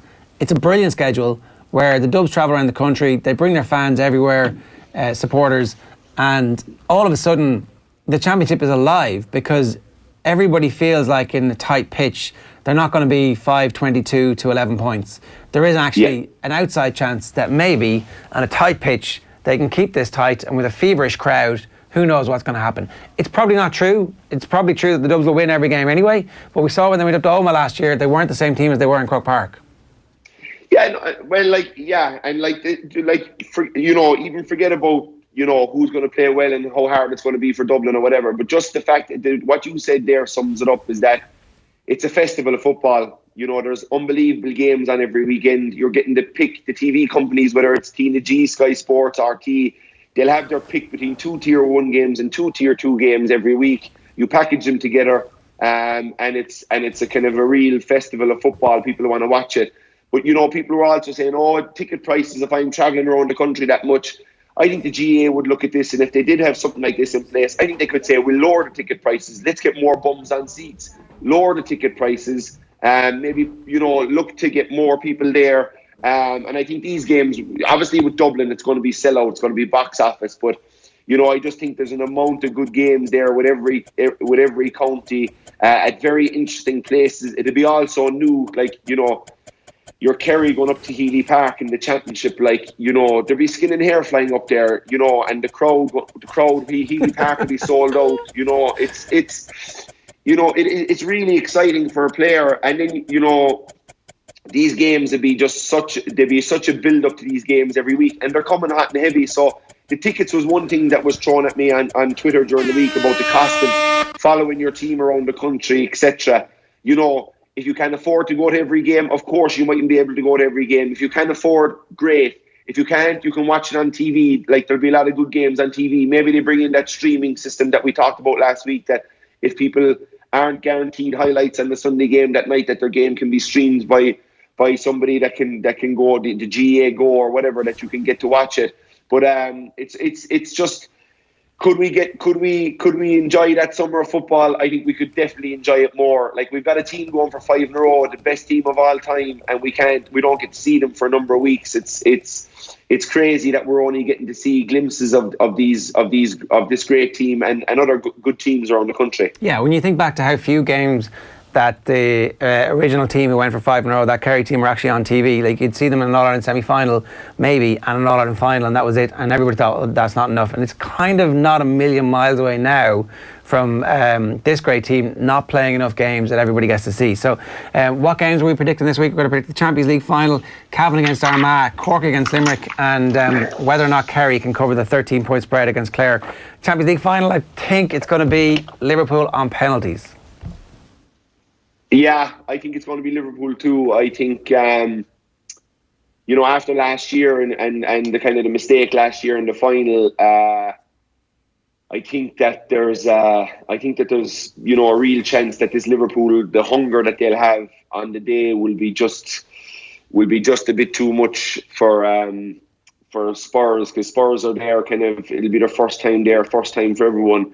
It's huge that they've got there. I just think Liverpool are ready for this. I even saw something on Twitter about clap dancing with some of the fans after they lost the final last year, saying that they'd be back to bring home the European Cup, etc. So, they've done really well this year. They were very unlucky in the Premiership, and just I suppose that draw against Everton that day forced them to lose that. So I just think that they've been so narrow focused on winning this, and they're there, and they've done it the hard way. They've beaten great teams. They've had to beat Barcelona 4-0, and I just think that this game is going to be there almost to make up for not winning that league that they're desperate for so much. But this Champions League is huge, obviously. So yeah, I'll take Liverpool 2-1.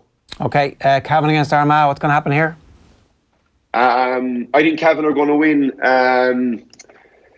Yeah, look, I was just really impressed with them when I saw them above against Monaghan, and I saw the highlights of Armagh, and I'm equally as impressed with Armagh, but I was there live for the Cavan game, and just watching, some of their big players really perform, and Mickey Graham seems to have been moving really, really, really well, and they have a very good tactical approach to the game, and I was very impressed by that. So I think it's going to be a really good game, but I'll take Cavan by 2 or 3 points. Okay, Cork Limerick. What's going to happen here? I'm going Armagh just to go against you, by the way. But go on, yeah. Okay, good. Are you going to let me call out these first, and then you pick the other ones? I'm going to go. I think I'm going to go with Cork.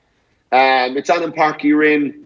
I just think, the pride in these players is going to have to come out, and they're going to have to find a way to beat this very well-organised and young Limerick team that Billy Lee is moving really well, and they beat a very good Tipperary team. So they won't give it to Cork easy, but I'd say Cork by about 3 points. I have a feeling that Cork have more in them, and actually they're gonna win that one well. I just think that there's there is that pride thing, but there's also, I think, just enough brain power now around Cork that actually this is going to be a summer where we see progression. I really do think Limerick are going to put it up to them. I really do.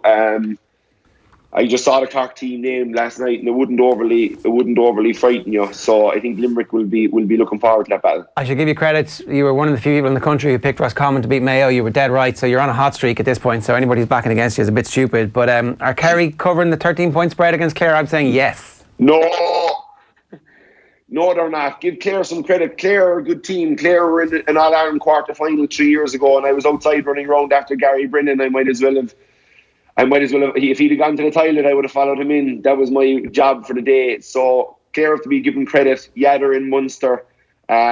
People don't give them any dues for what they've done in the game by getting to the quarter-final a few years ago, being really competitive all the time. We were up there 2 years ago, I think, in the Munster Championship, and I think it was Malone went in and hit a shot off the crossbar that went down off the line and back up when they were a point down with 8 or 9 minutes to go. And if that goes in, it's a 2-point game. So there's no way Kerry are covering 13 points above unless something dramatic happens, unless this Kerry team are storing something that's going to take us all by surprise. But this is going to be a very close game. The Kerry players know it. I know it.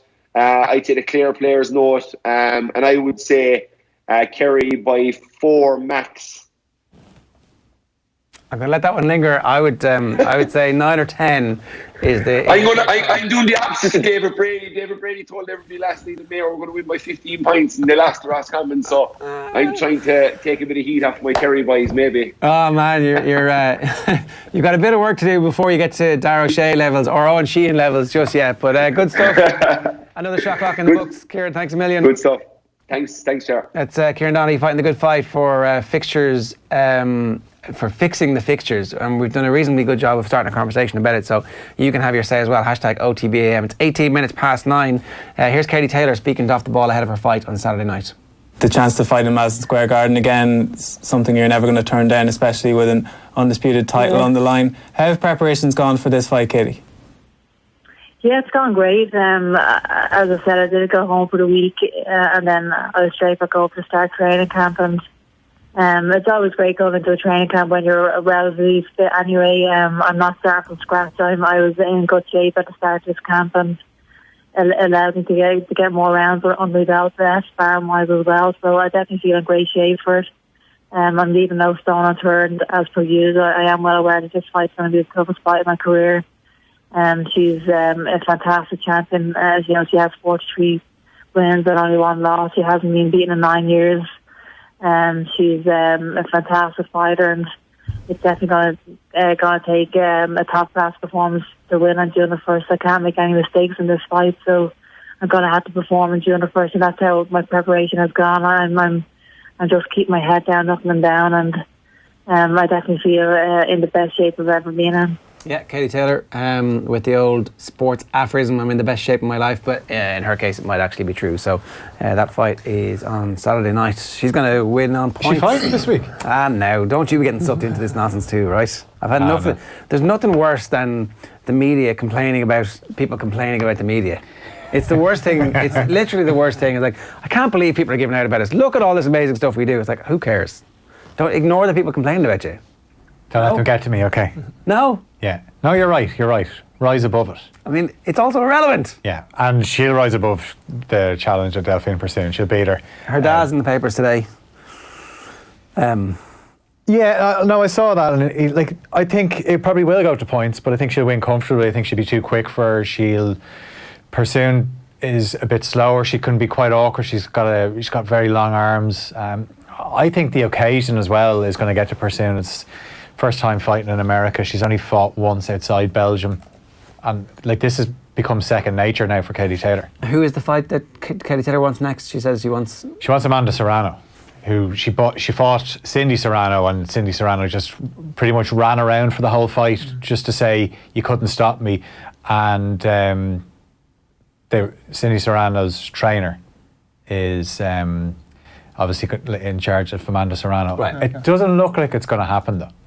I just don't think it's going to happen. Is it not worth it for both of them? It certainly is, but it seems to have gone a bit cold on the Serrano side of things, where she was quite happy to sign up with Eddie Hearn, and that kind of signals, right, this is all in preparation for it. But I'm not convinced it's going to happen, which is disappointing, because unfortunately the way things are going for Katie Taylor, she's just going to run out of opponents. Yeah. But I reckon it'll be on about kind of 1:30, 2 o'clock Irish time on early Sunday morning. She'll be too clinical for her. She gets her punches off well, and she'll get in and out. She'll get in and out so quickly, and there might even be times it'll become comfortable for her that she will stand and trade, because she likes that as well. So yeah, she's a scrapper at times. Yeah, because she said it in the build-up to this fight that people think that she's not as tough as she is. She is as tough as nails. As soon as she steps in that ring, she is a different beast altogether. Yeah, I saw her. I was at the Olympic final when she won it. Right. Yeah, it was amazing. Yeah. It was just, but she was just unbelievable. The desire that girl has is just phenomenal. Yeah. So I think it's going to be interesting to watch anyway. Okay. Where next? Well, we'll start with the game last night, the Europa League final. Very much feeling like it was the last time we're going to see Eden Hazard in a Chelsea jersey. After the game, he said, I think it's a goodbye, but you never know in football. But I think we do know in football this time. But if that was the case, he certainly signed off in style, scored twice, set up one, as Chelsea beat Arsenal 4-1 in Baku in the Europa League final. Scoreless at half-time, but then 4 minutes into the second half, former Arsenal striker Olivier Giroud opened the scoring for Chelsea. Celebrated as well. We like that, don't we? Oh yeah, especially like a worldly header like that. Yeah, I mean, I'm sure he was shocked. Yeah, well, he did. He scored plenty of goals for Arsenal, but he also got a lot of stick from Arsenal fans. So I'm sure he enjoyed it. Pedro added the second on the hour mark before 2 goals from Hazard. In between the Hazard goals, there was a really quality strike from Alex Iwobi, who had made it 3-1. But a 4-1 win for Chelsea. First trophy for manager Maurizio Sarri. He's obviously been linked with a move to Juventus. He says he'll speak to Chelsea about his future. He thinks he deserves to stay with the club. He still has 2 years left on his contract. And he also revealed after the game that the hammering by Manchester City in February was key to their Europa League success. Something changed at the beginning of February, I think. We lost 6-0 in Manchester against the City, but we started something different. And so our feeling is that we deserve to win. Not giving anything away, did something different, but what was it, Maurizio? Well, we got some defensive solidity in our team, realised we couldn't just go all out. Yeah, because they were so open in that game against City at the Etihad, and then obviously they played them a few weeks later in the League Cup final. They were a lot better. Yeah. And you thought, right, this is more like it. But then that was all going so well until the Kepa incident, and you thought, yeah, it's just not going to end well for Sarri. But if this but if this is a bad season for him, he's finished third. He's got to 2 finals. He's won a European trophy.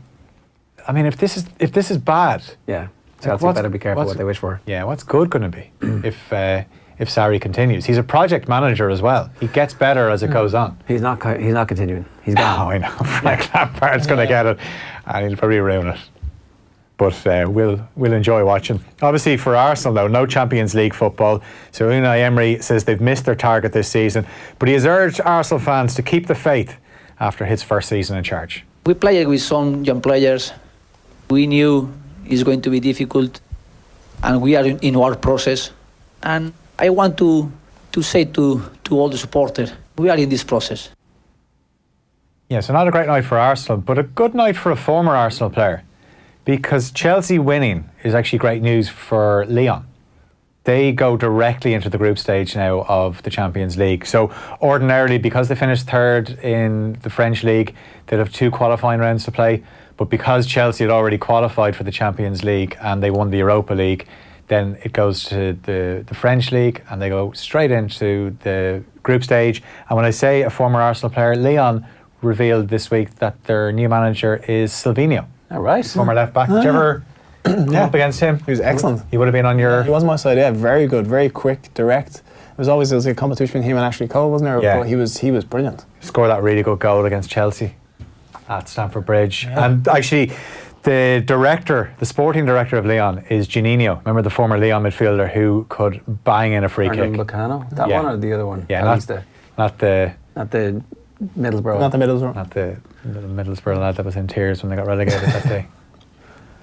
Republic of Ireland manager Mick McCarthy says Luca Connell wants to play for Ireland. Obviously born in Liverpool, qualifies through his maternal grandparents, but made quite the impression during the training camp in Portugal. He was initially just brought along for experience, but McCarthy has revealed he was so impressed with him that he was actually prepared to give him some game time in the qualifier against Gibraltar at the Aviva on Monday week. Now, since then, he's been injured. He's got a thigh injury, so it looks like he's going to be part of Tom Mowen's under-19 squad for the European finals in Armenia. You were obviously the consummate professional, but if you wanted to pull out of a squad, say like chance of a lifetime, the chance to play Augusta if you're a golfer, or a guided tour of the Uffizi, like a private something that you couldn't get, and you had to pull out of training. What was your injury? What would you in this fantasy situation? What would your invented injury of choice? I have never done it, but it would probably be a muscle injury. It'd have to be because, like I said, if you have a tear, that will show up on a scan or something. But if you say you've strained something, they can't really look at it. So it's hard to. They're going off clinically how you're feeling, and if you're telling me you can't walk or you can't run, then that's it. But like I said, I was never putting that out there. Yeah, because initially when the news broke yesterday that Luca Connell was out, the feeling out in the office yesterday was like, no, here we go again. But interesting, the quotes from McCarthy, right? He said he's spoken to him about the prospect of being capped. He said, I asked him, if I put you on for 3 minutes in one of the games somewhere down the line, would you be pissed off with me, or do you want to play for Ireland? And he said, Connell's response, I want to play for Ireland. That's what I want to do. And McCarthy said, it's kind of a duty of care. He's just turned 18. It would be easy for me to put him on the bench. Is it not kind of terrible that these are the conversations we're having? Like, it is. He's in the Orange squad. Should you have to have a conversation with a player? Are you happy to go on the pitch? Like, you're in the senior international team for your country. Yeah, and but I don't understand everything that's gone behind it. The whole Declan Rice thing has opened the can of worms. But if you've been picked to be your country, you've turned up to that training session. You've got to think, if I get an opportunity to play, I want to play. The manager should never have to have that. She shouldn't say to him, "Would you like to play for us, or would you be annoyed with me down the line if I play you and you don't get like?" How is that a conversation that you have with somebody? I don't understand how that even comes into it. You're representing your country. I understand he's 18 and he probably has dual allegiances and he was born in England, But listen, you've been called for. If you've turned up to train with us and the manager decides to play you, you can't have any qualms about it. I don't care what age you are. If you're 10 years of age, it doesn't matter. It should be an honour. It should be what you want to do. The fact you've turned up is enough to say that I want to play for this country. That's it. The turning up is the thing. Yeah. I think. If you said no, I'm not going to come. If you had that conversation on the phone before you named the squad and say we're going to name you in the squad, do you want to come? And if you come, there's a chance you're going to get capped. Yeah. Like that's when that conversation different. happens. Yeah. Not when you're in this. Have that conversation on the phone though if you don't see him in training, because Mick just said that he wanted to have a look at him, but he was blown away by how good he was. And even when he was talking about, that's too late though. He was talking about when he was leaving because he was injured. You know, hugging the players. Yeah. See you soon. God. I have to admit, it infuriates me that this is the point we're at now.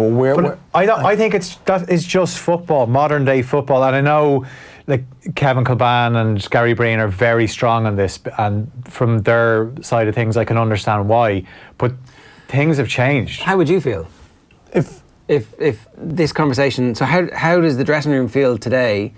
That this conversation has come out where we're asking this guy who we've brought over, who's come and trained with us, do you want to play? Yeah, that conversation should never happen. Like I said, if it happens before he comes, that's fair enough. While he's there, if he's decided to get on the plane and fly over and train with you, you're not saying to him, come, have a trial with us, see what you think. If you like us, if you don't like us, you can play for us. You know, you make your decisions. You're 18 years of age. If you want to come and play for us as a country, it's up to you. No, if you're coming on the plane, you want to play for us. That's it.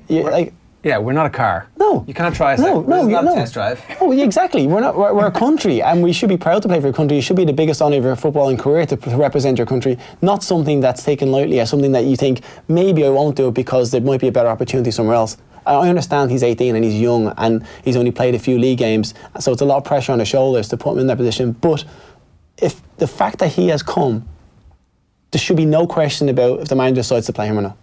If the manager shouldn't have to have a conversation with him. Yeah, so in fairness, that's not the kid's fault. No, it's not the kid's fault. No, I don't. Mick has done it because of you know why Mick's done it, and you understand why he's done it. But I don't think he should be doing it. He should be just like, well, if that, how can this person hold a grudge from me for giving me an international cap? Mick is probably also knows that he's going to be asked in a press conference. So Mick, what's the story about Luca? Oh yeah. You know, is he going to? So, Mick, like, if Mick turns around and goes, well, I haven't had that conversation, then the headline becomes, Connell's still undecided on international future. Does it, or does it become, well, you know, he showed up, the rule, it got framed too much as this is a trial, try us on, see if we fit. We're checking him out. Yeah. It's like, well, you can send scouts to a match, and surely you trust your scouts enough to go, this guy's good enough to play for us, or he's not. Like, but he's 18. He's played 10 games in the Champions. Was it 10 games in the Champions? Well, he featured in 12 games, and I mean, the fact that he played with Bolton as well. They lost 30 Championship games this season. They've had a shocker. So it'd be interesting to see where his next move is. Like we're told there's Premier League clubs having a look at him. Maybe a better Championship team will have a look at him, and he gets a few. Villa or somewhere and gets loads of games in there. Yeah, I just think it's. We're making too much of a big deal about it. You get called up, you play. If you don't get picked, then you have if you get picked and it's a friendly and you want to change allegiances because you've got, like Rice has done, then fair be it. You take it on the chin and you deal with the criticism you're going to get. If you're turning up to a country and you get an opportunity to play in a game that's going to commit you to that country, I don't think you should have to have a conversation with that player once he's there. Like if Declan Rice had to come, do you reckon before it came out that he was changing, there's no way they would have had a conversation with him saying, if we play you in this game? It was only when further down the line, if the first game he was called up for had it been a qualifier and he'd got on the pitch, there would have been no conversation had with him. That would have been over, but I keep the Irish. Moldova game, Moldova game. Now, obviously, Mick McCarthy, since he's come in, he's been a breath of fresh air, I think. With the media have been used to the last few years where it hasn't been great under Martin O'Neill. You know, the body language. When Mick comes in, freshens it all up again, and speaking of players that, you know, we were talking about players that might play for Ireland. Nathan Redmond was one, but he has played underage for England. He's never trained with Ireland. And Mick McCarthy was asked about him yesterday, and he told this great story about how Robbie Keane texted him to say, that's Redmond gone. Now, Mick obviously had a bit of crack at Robbie because there's a well-known kit man for Ireland called Dick Redmond. Now we can have a listen to how it went, but I should warn you, there is a few few words in it that some people might find a little bit offensive. Well, actually, I got a text message from Robbie. I was actually playing golf, and he said, that's Redmond's gone. And I sent a message back, Dick, ? Knowing full well who he meant, of course. And he said, no, Nathan, he's been picked for England. I said, well, thank fuck it's not Dick. So long as he's not going. So he sent me a load of laughing faces back. So that was, excuse my language, but I can't say any other way because that's what I said. I can't do it about it, can I? It was, why? It was like ruining me golf, telling me. No, it was just funny. So Dick's delighted, I said. That is really funny. He's now the legendary kit man, even more so than he has been before. Mick McCarthy's emoji game is improving, it sounds. Yeah. I mean, he understands it. Emojis are definitely a better option if you're playing golf because you shouldn't really be on your phone. No. But then again, you could be using a viewfinder on your phone. There's an app there where makes thinking, is it a 6-iron or a 7-iron in? I'll just pull out the phone. It should tell me. All this talk, by the way, of allegiances brings us nicely to the next story. Dublin, our own Morgan, will lead out England in the opening match of the Cricket World Cup this morning. England play South Africa at the Oval in London from 10:30, and Morgan says it'll be an honour to lead out England at the Oval in a World Cup. I'd never dreamt as a kid that I would captain England at a home World Cup. I dreamt about scoring a Test match 100. I dreamt about hitting the winning runs in a World Cup final potentially. But I never dreamt, not even my wildest dreams, that I would captain a home World Cup. Yeah, that's legit. That's fine, isn't it? It's just the last bit, the home World Cup. It is a home World Cup. For him, yeah. He's been criticised by a few people before because he doesn't sing the national anthem. But he's been criticised by wankers. Yeah, Pardon my true. French. By Piers Morgan. Yeah. Who else? I've never seen anybody else. Yeah, he was one of them anyway. Yeah. So I think, they've actually, all that aside, they've a really good chance of winning this World Cup. The favourites, aren't they? Yeah. Now, there's been so much talk about it. This is the best chance they have of winning it. This is always a good thing to watch. Yeah. I'm kind of thinking, but I might actually watch cricket to see if they fail. Well, it's ODI, like it's 50 overs. It won't be the same without Ireland, unfortunately. I mean, we were always good for a decent upset at a World Cup, but we're not in it this year, so unfortunately. Funny we had our best player play for us. Absolutely.